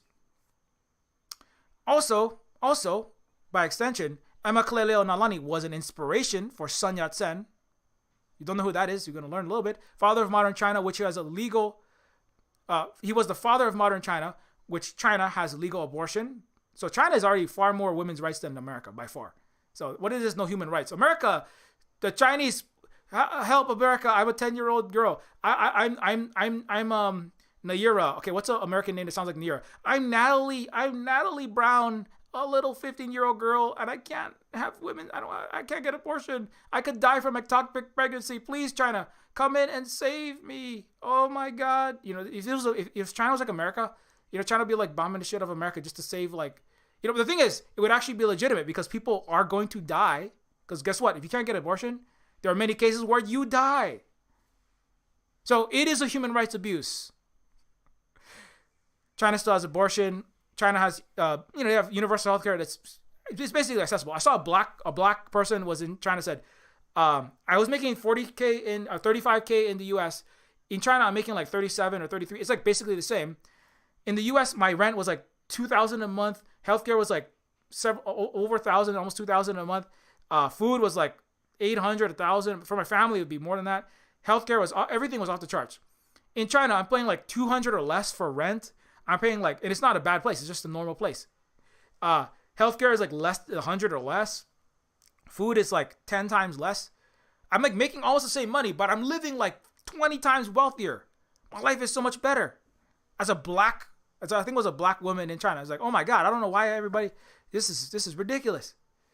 I don't get racist shit. I mean, I don't fear for my life every time I see a cop at a stoplight or something. That's another thing people don't realize, right? Is that in an actual base socialist, anti-racist, anti-imperialist country, the entire structure of the society is upside down. But it's hard to even picture that in a place like the US because all you've ever known is just wrong shit, everything. So China was an inspiration for that. China currently has legal abortion. I'm so sorry if you work for the State Department or if you're just a Westerner and you fucking think China is bad. That's just facts, Universal healthcare free, and there is free gender reassignment for trans kids. China is ahead of the United States when it comes to trans rights and LGBTQ plus rights. So your pride flag should have a Chinese flag on it. What is this? There should never be an American, it should be like pride flag with a Chinese flag. Because in terms of actual material, concrete benefits for the people, not this, right? Fucking putting a trans flag on your Tomahawk missile and then blowing up straight and queer and non-binary people in Afghanistan. How does that help? How does that fucking help? That doesn't help shit. Again, it's not about it's not the talk, it's about what is in your concrete actions. You know the democracy from the fruits of its structure that it has given to all the people concretely. So what African leaders, they know, they're like, if we want lectures and platitudes, we go to Europe. If we want concrete results, we go to China. And that's why all the colonies are going away, because there's an alternative now. And you can thank you don't have to thank Hawaii, but Hawaii played, I want to feel like Hawaii played at least some part, not take too much credit, but we did inspire China. So, in a certain sense, people of Africa, Turtle Island, and Asia that are getting assistance from the Belt and Road and getting an alternative to the Western colonial death trap, murder, and bombing model can thank, at least in small part, Hawaii for inspiring China in this direction.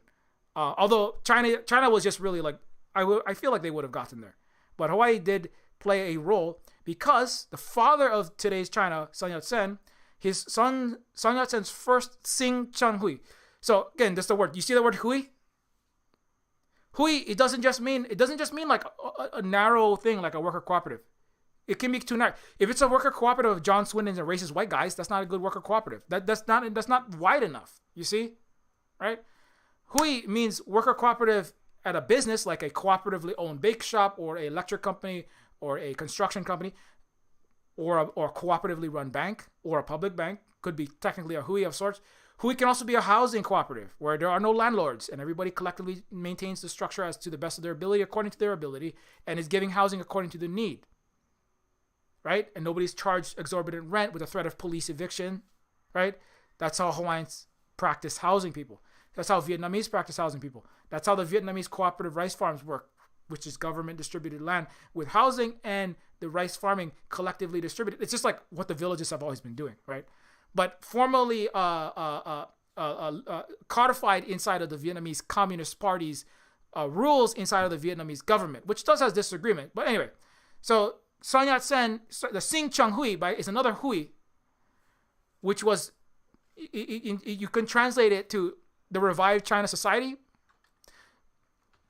English is a fucked up language, but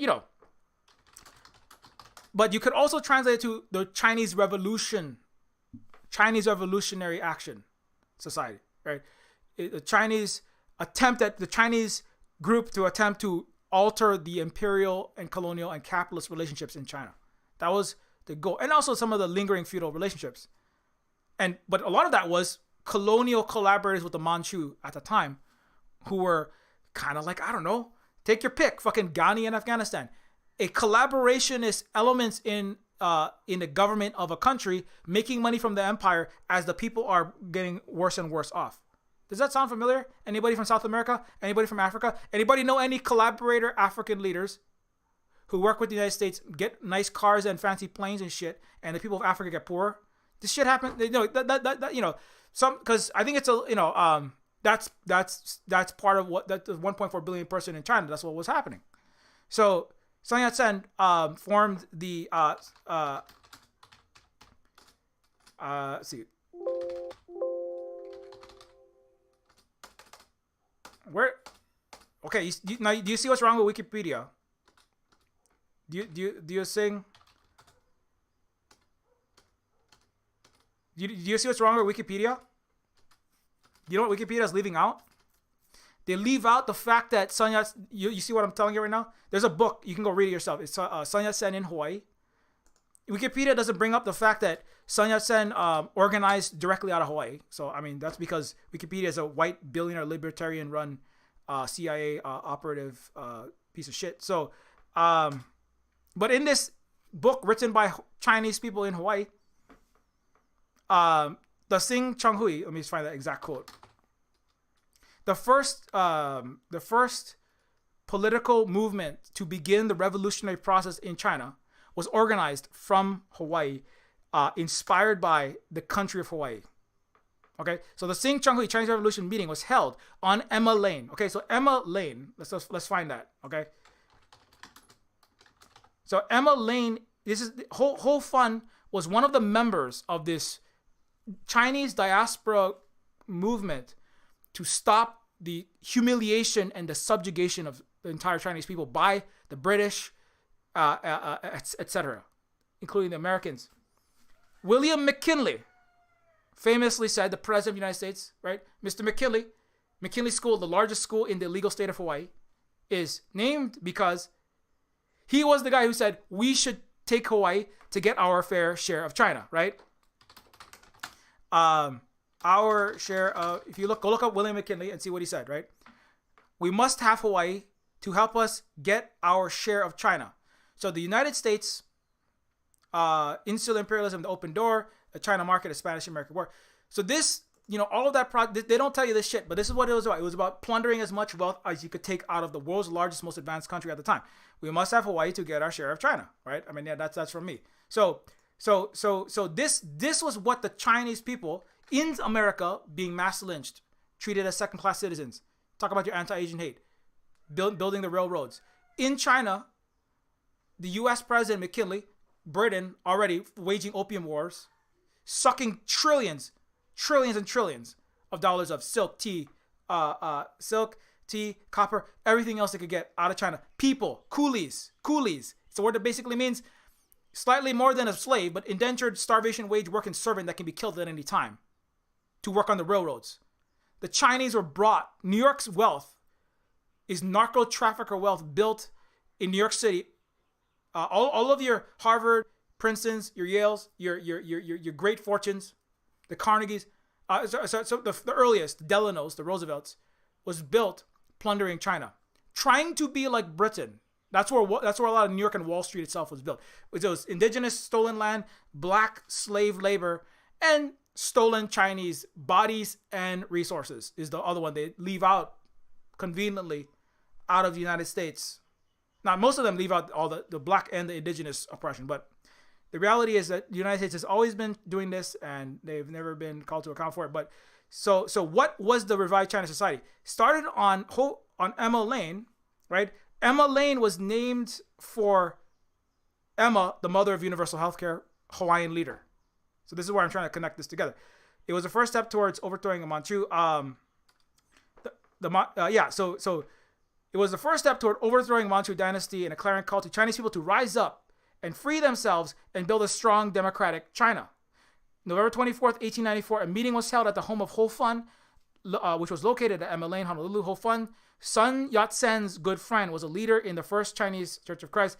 Again, Sun Mei sent Sun Yat-sen back to China because he said, you are becoming too Christianized. And he did. Sun Yat-sen one time came back to Sun Mei as a teenager and said, this Christianity is amazing. Let me tell you about Jesus Christ. And Sun Mei, the older brother of the leader of China, said, you are becoming too colonized. The Chinese, they knew this.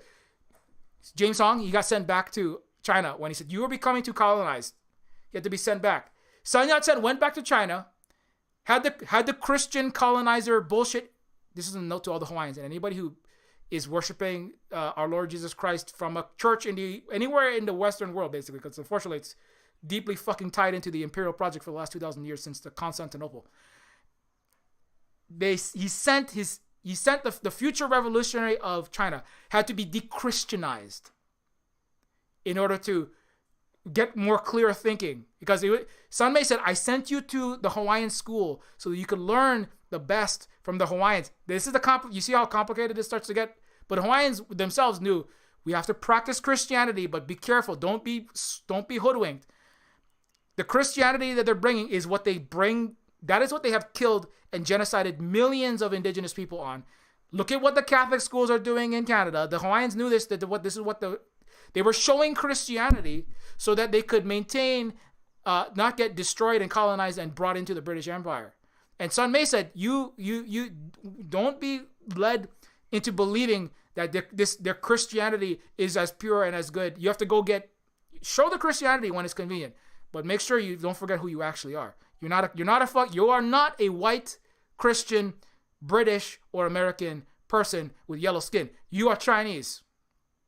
And I'm not saying that you can't be, but those fucking people are out to destroy us. So Sun Mei took Sun Yat-sen and sent him back to China, and then he came back.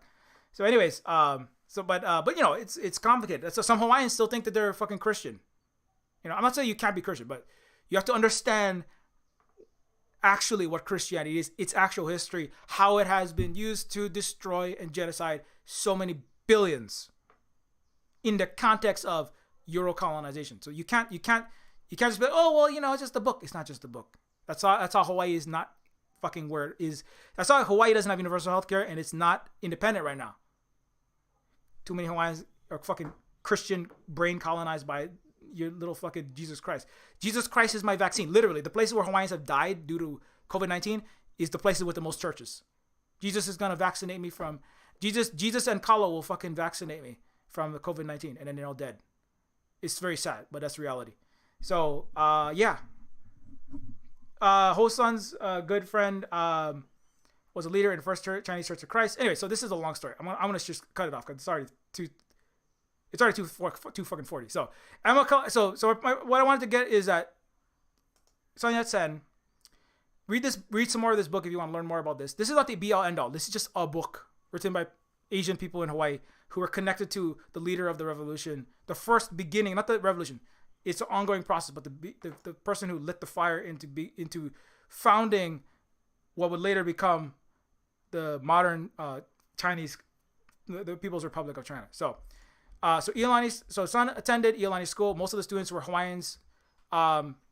He was a bright student. He learned quite rapidly. When he graduated in 1882, he was second in grammar and was awarded the prize by Kalakaua. So Kalakaua, the guy I was telling you, invented the subaquatic vehicle. He awarded the great technologist and leader of Hawaii, democratically elected.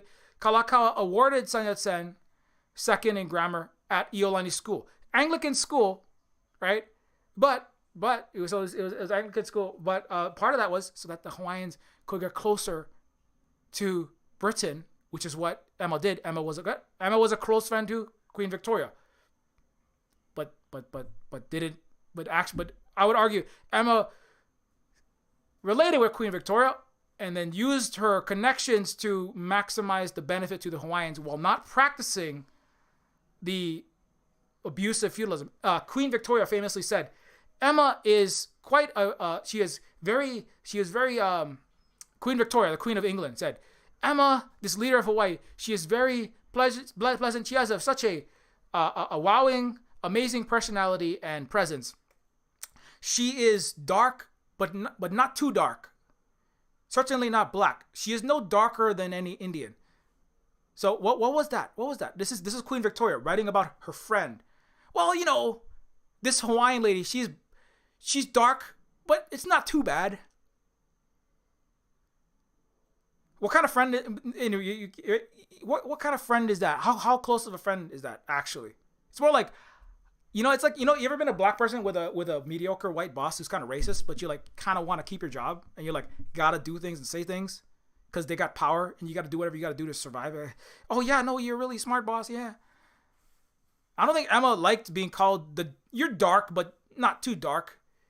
You're certainly no N-word. That's the queen talking to the white Anglo queen talking to the elected representative in the mother of universal healthcare.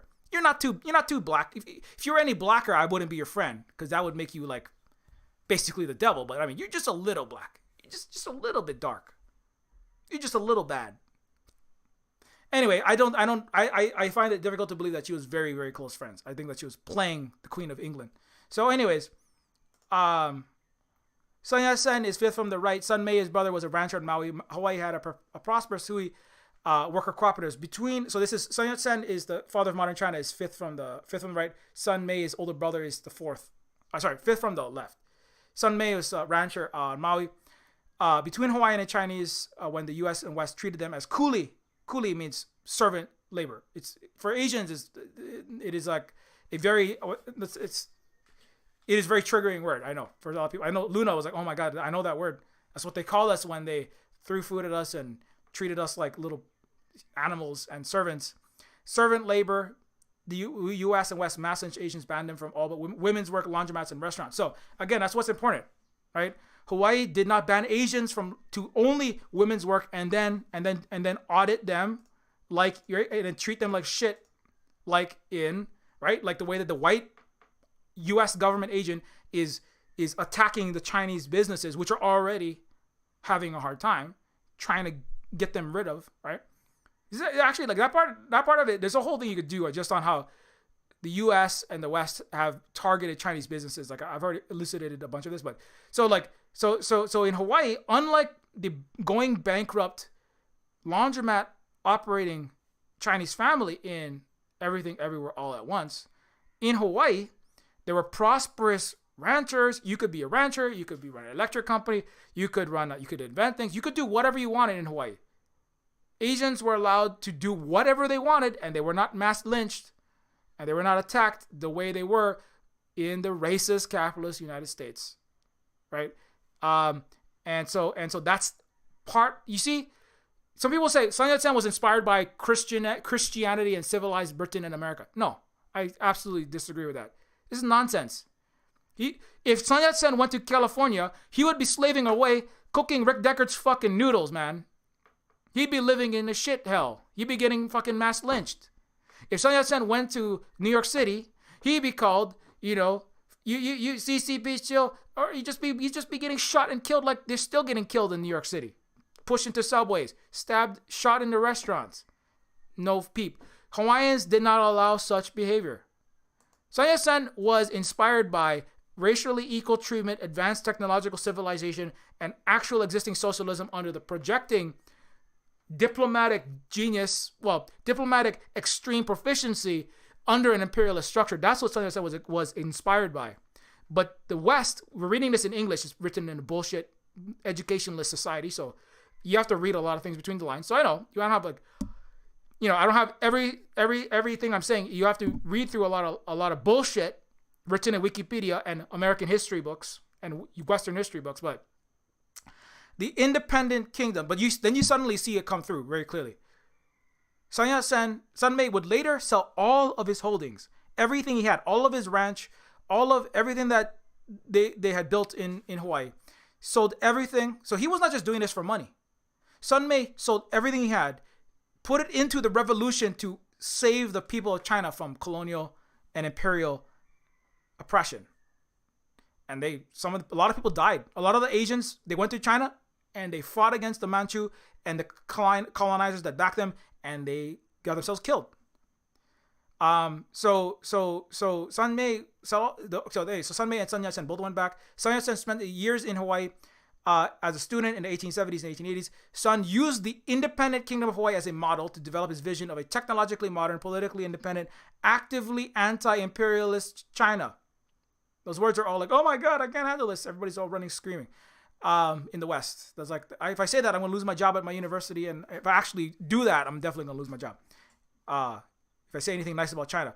His key proposal was, and try to do actual anti-imperialism. Sun Yat-sen's key proposal was socialism. So this is white billionaire Jimmy Wales accidentally letting the truth slip, saying the quiet part out loud.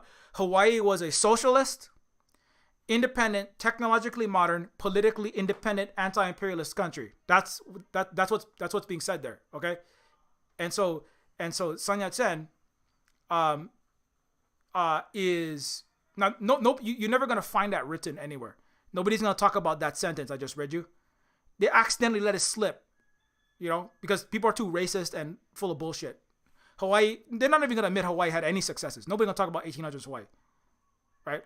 But if they ever do, it's, well, Hawaii was a despotic king and they had to overthrow him, right? Or some bullshit. What they would never, nobody, I've never seen barely anyone ever acknowledge the actual truth.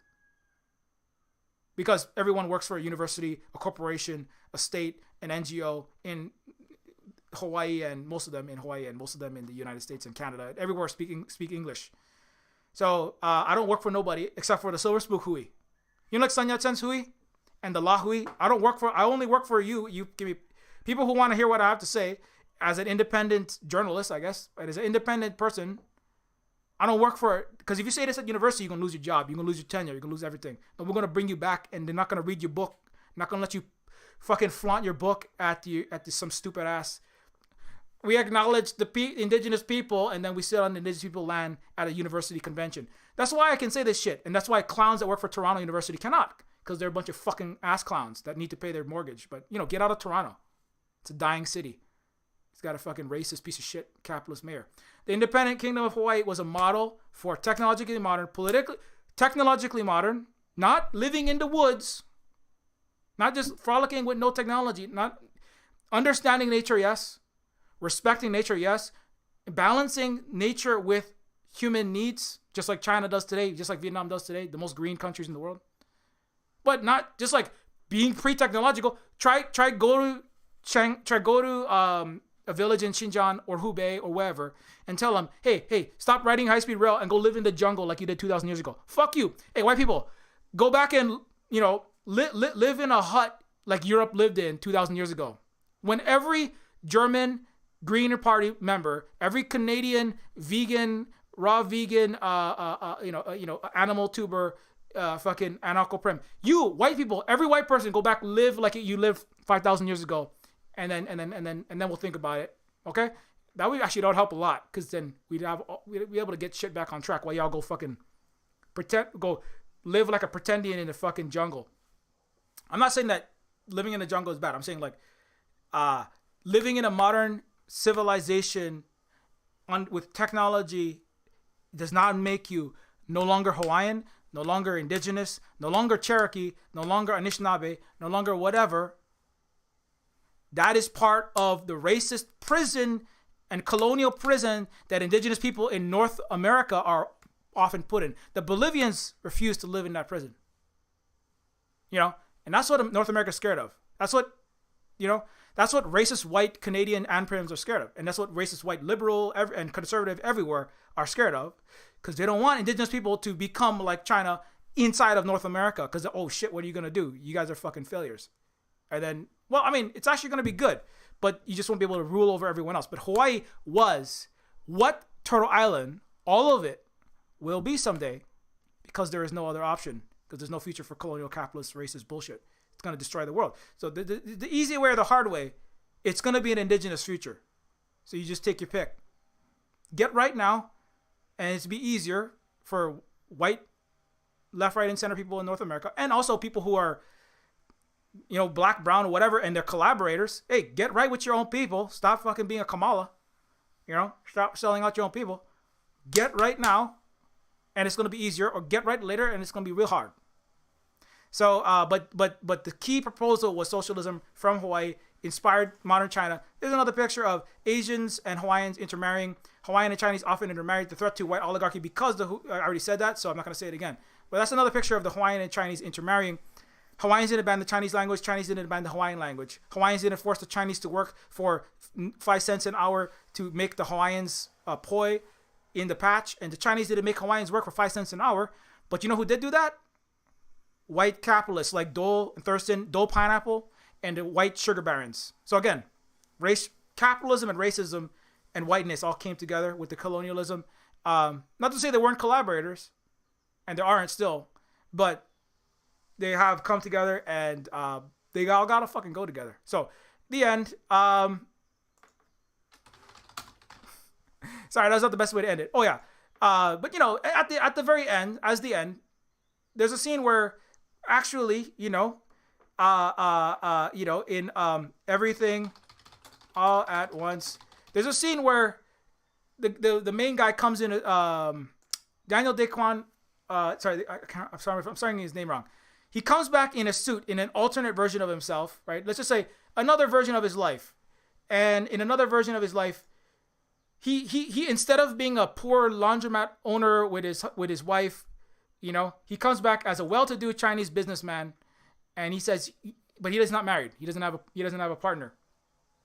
And she comes back at the end, and she is she is a great opera singer, and in one she's an opera singer, in one she's a famous martial artist and a movie star, right? And so she is at this huge red carpet event. Great she's well-to-do. She's very celebrated. She's well-to-do. He comes back. He's in his suit. He's not famous, but he's done well in business. But they're both single, right? And he says, in another life, I would have been happy to just do.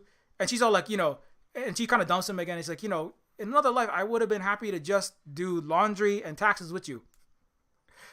Despite this racialized capitalist United States, but I would have been happy to not be successful with business and fame and power and winning martial art competitions. Because, and so the kind of the point is that it's also coming back to like, there's another choice, because you can't do everything. You can't put all of your life, like 5 decades of your life, to mastering your craft and being at the highest level of movies and of opera singing, or singing generally, or martial arts, right? Or in business. You can't put that much of your life in there and then also have a family in a lot of these cases. Now, some you can balance some, but the reality is like, it can be hard. Like John Cena said, I have to be so many places as an actor. It's so busy. I'm traveling so much. I cannot envision putting a child, having a partner and having a child, and putting the child through this tumultuous life. So I'm just not going to have children. John Cena, and he loves children. He's like nice to children. He does great things for children. But he's like, I'm not going to have children, because that's not the multiverse version of me that I'm in. I'm in the one where I'm an actor. And that's what I have chosen to do with this life. So, I mean, that's a very adult, that's a very indigenous, Chinese, Hawaiian perspective. This is the life that I have chosen. I'm going to cherish this life. But that's not the American thing. Is I can have this and that and this and this, and then I can like screw my children over and just get a divorce and leave them and screw other, when I feel like changing my mind, I just change my mind and leave everyone else with the wreckage, and like that's, and that's part of it. And also another thing, the thing I wanted to say as well is that this scene where he's like, hey, we could have done other things, is that she says to him, right? She comes with her. She's the famous singer, right? And she's the famous actress at the red carpet event. And she's like, I thought you were supposed to be poor in America, right? Because he came to America in the 80s and the 90s, right? Again, coming back to the live your best non-American life, right? He says, I thought you were supposed to be poor in America, because we're supposed to move to America, live in Chinatown, and cook and clean for very little money, and then go bankrupt, right? And then he says, no, I stayed in China and I did very well.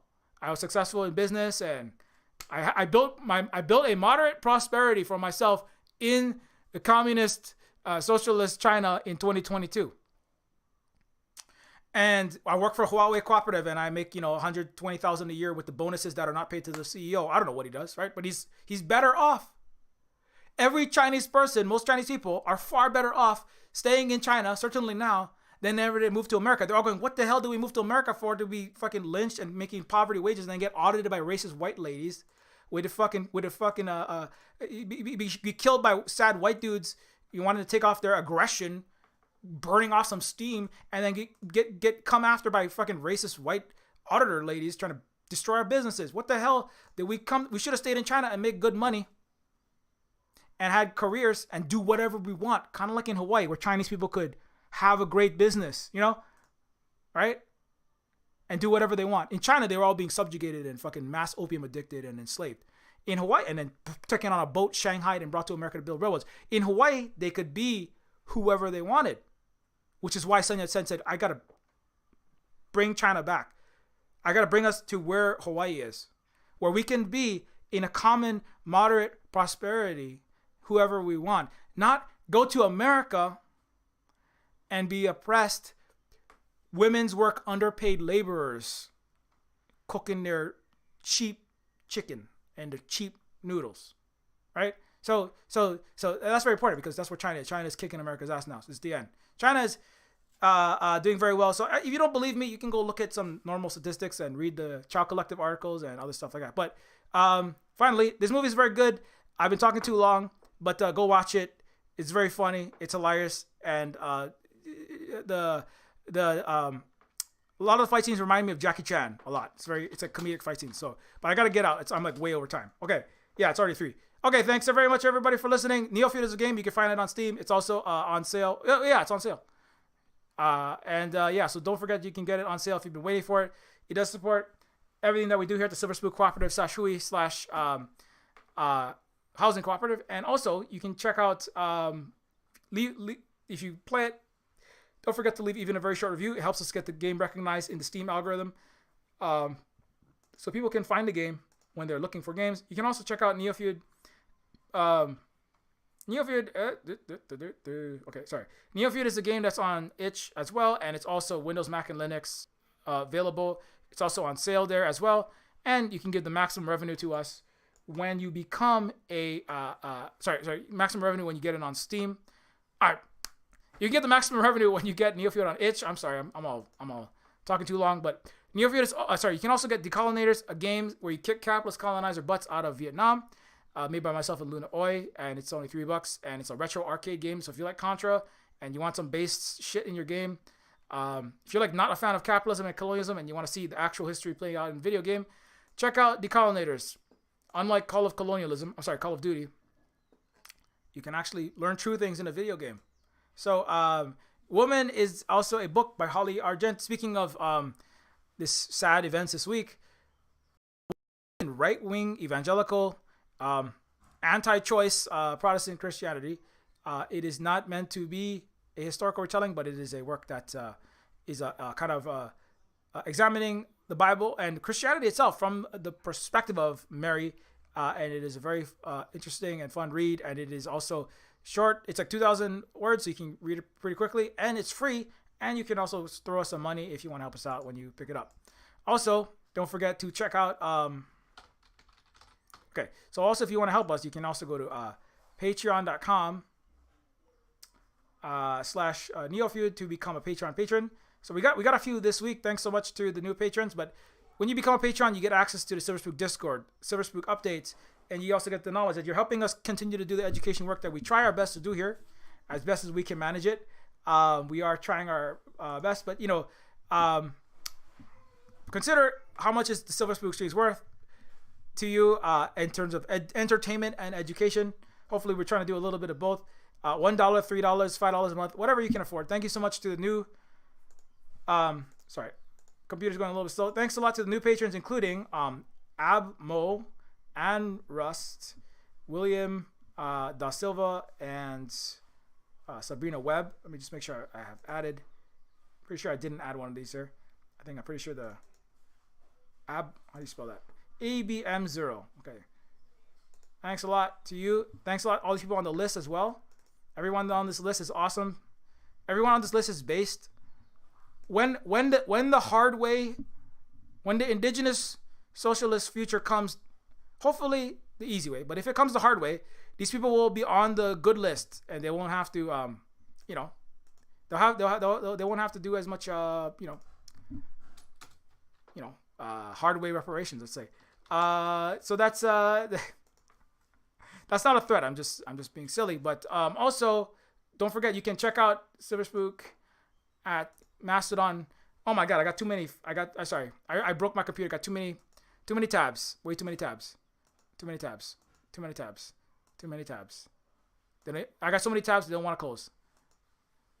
Spent more time on James Hong than I thought, but it's all good. That guy's been acting so long, he deserves it. Sorry, I'm just trying to close my tabs. I got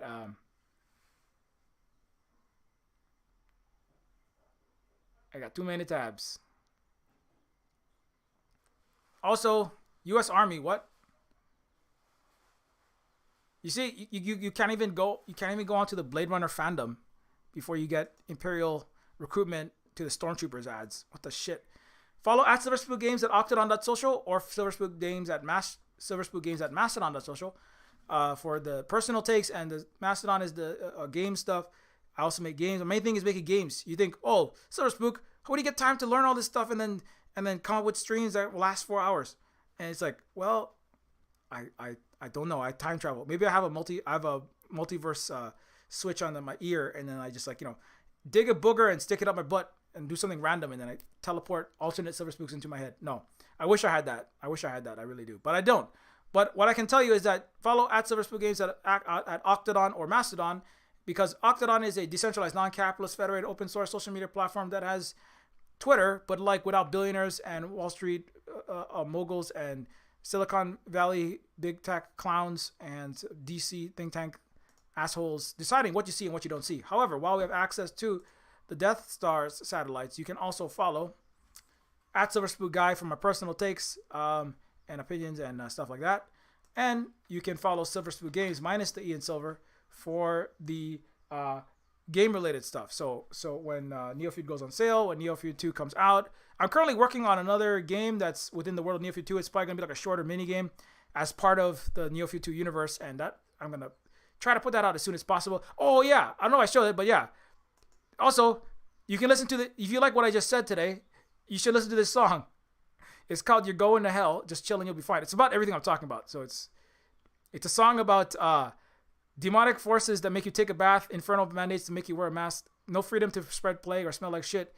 Washing your butt is apocalypse for racist people and shitty people. So it's a fun song. You can go listen to that I just put it out this week. So if you missed that, you can go listen to this song on my Bandcamp there. So anyway, I just wanted to throw that out real quick. But yeah, Silver Spook Games. And then you can follow Terminus C is Terminus Cyberstar. Terminus Cyberstar is a cyberpunk RPG like Deus Ex, System Shock, Cyberpunk 2077, etc. But with a smaller team that I am the content director and lead writer on, and it is completed with the exception of art optimization and content testing. It is a game that dunks on Call of Duty all the time and Imperial AAA recruitment tools called AAA games. I just like dunking on Western entertainment. My entire last year's entire everything was just dunking on that shit. That was a lot of fun. But this game is coming soon. If you want to follow more of this and know when it comes out, follow at Terminus C and join the Discord there if you would like to do that.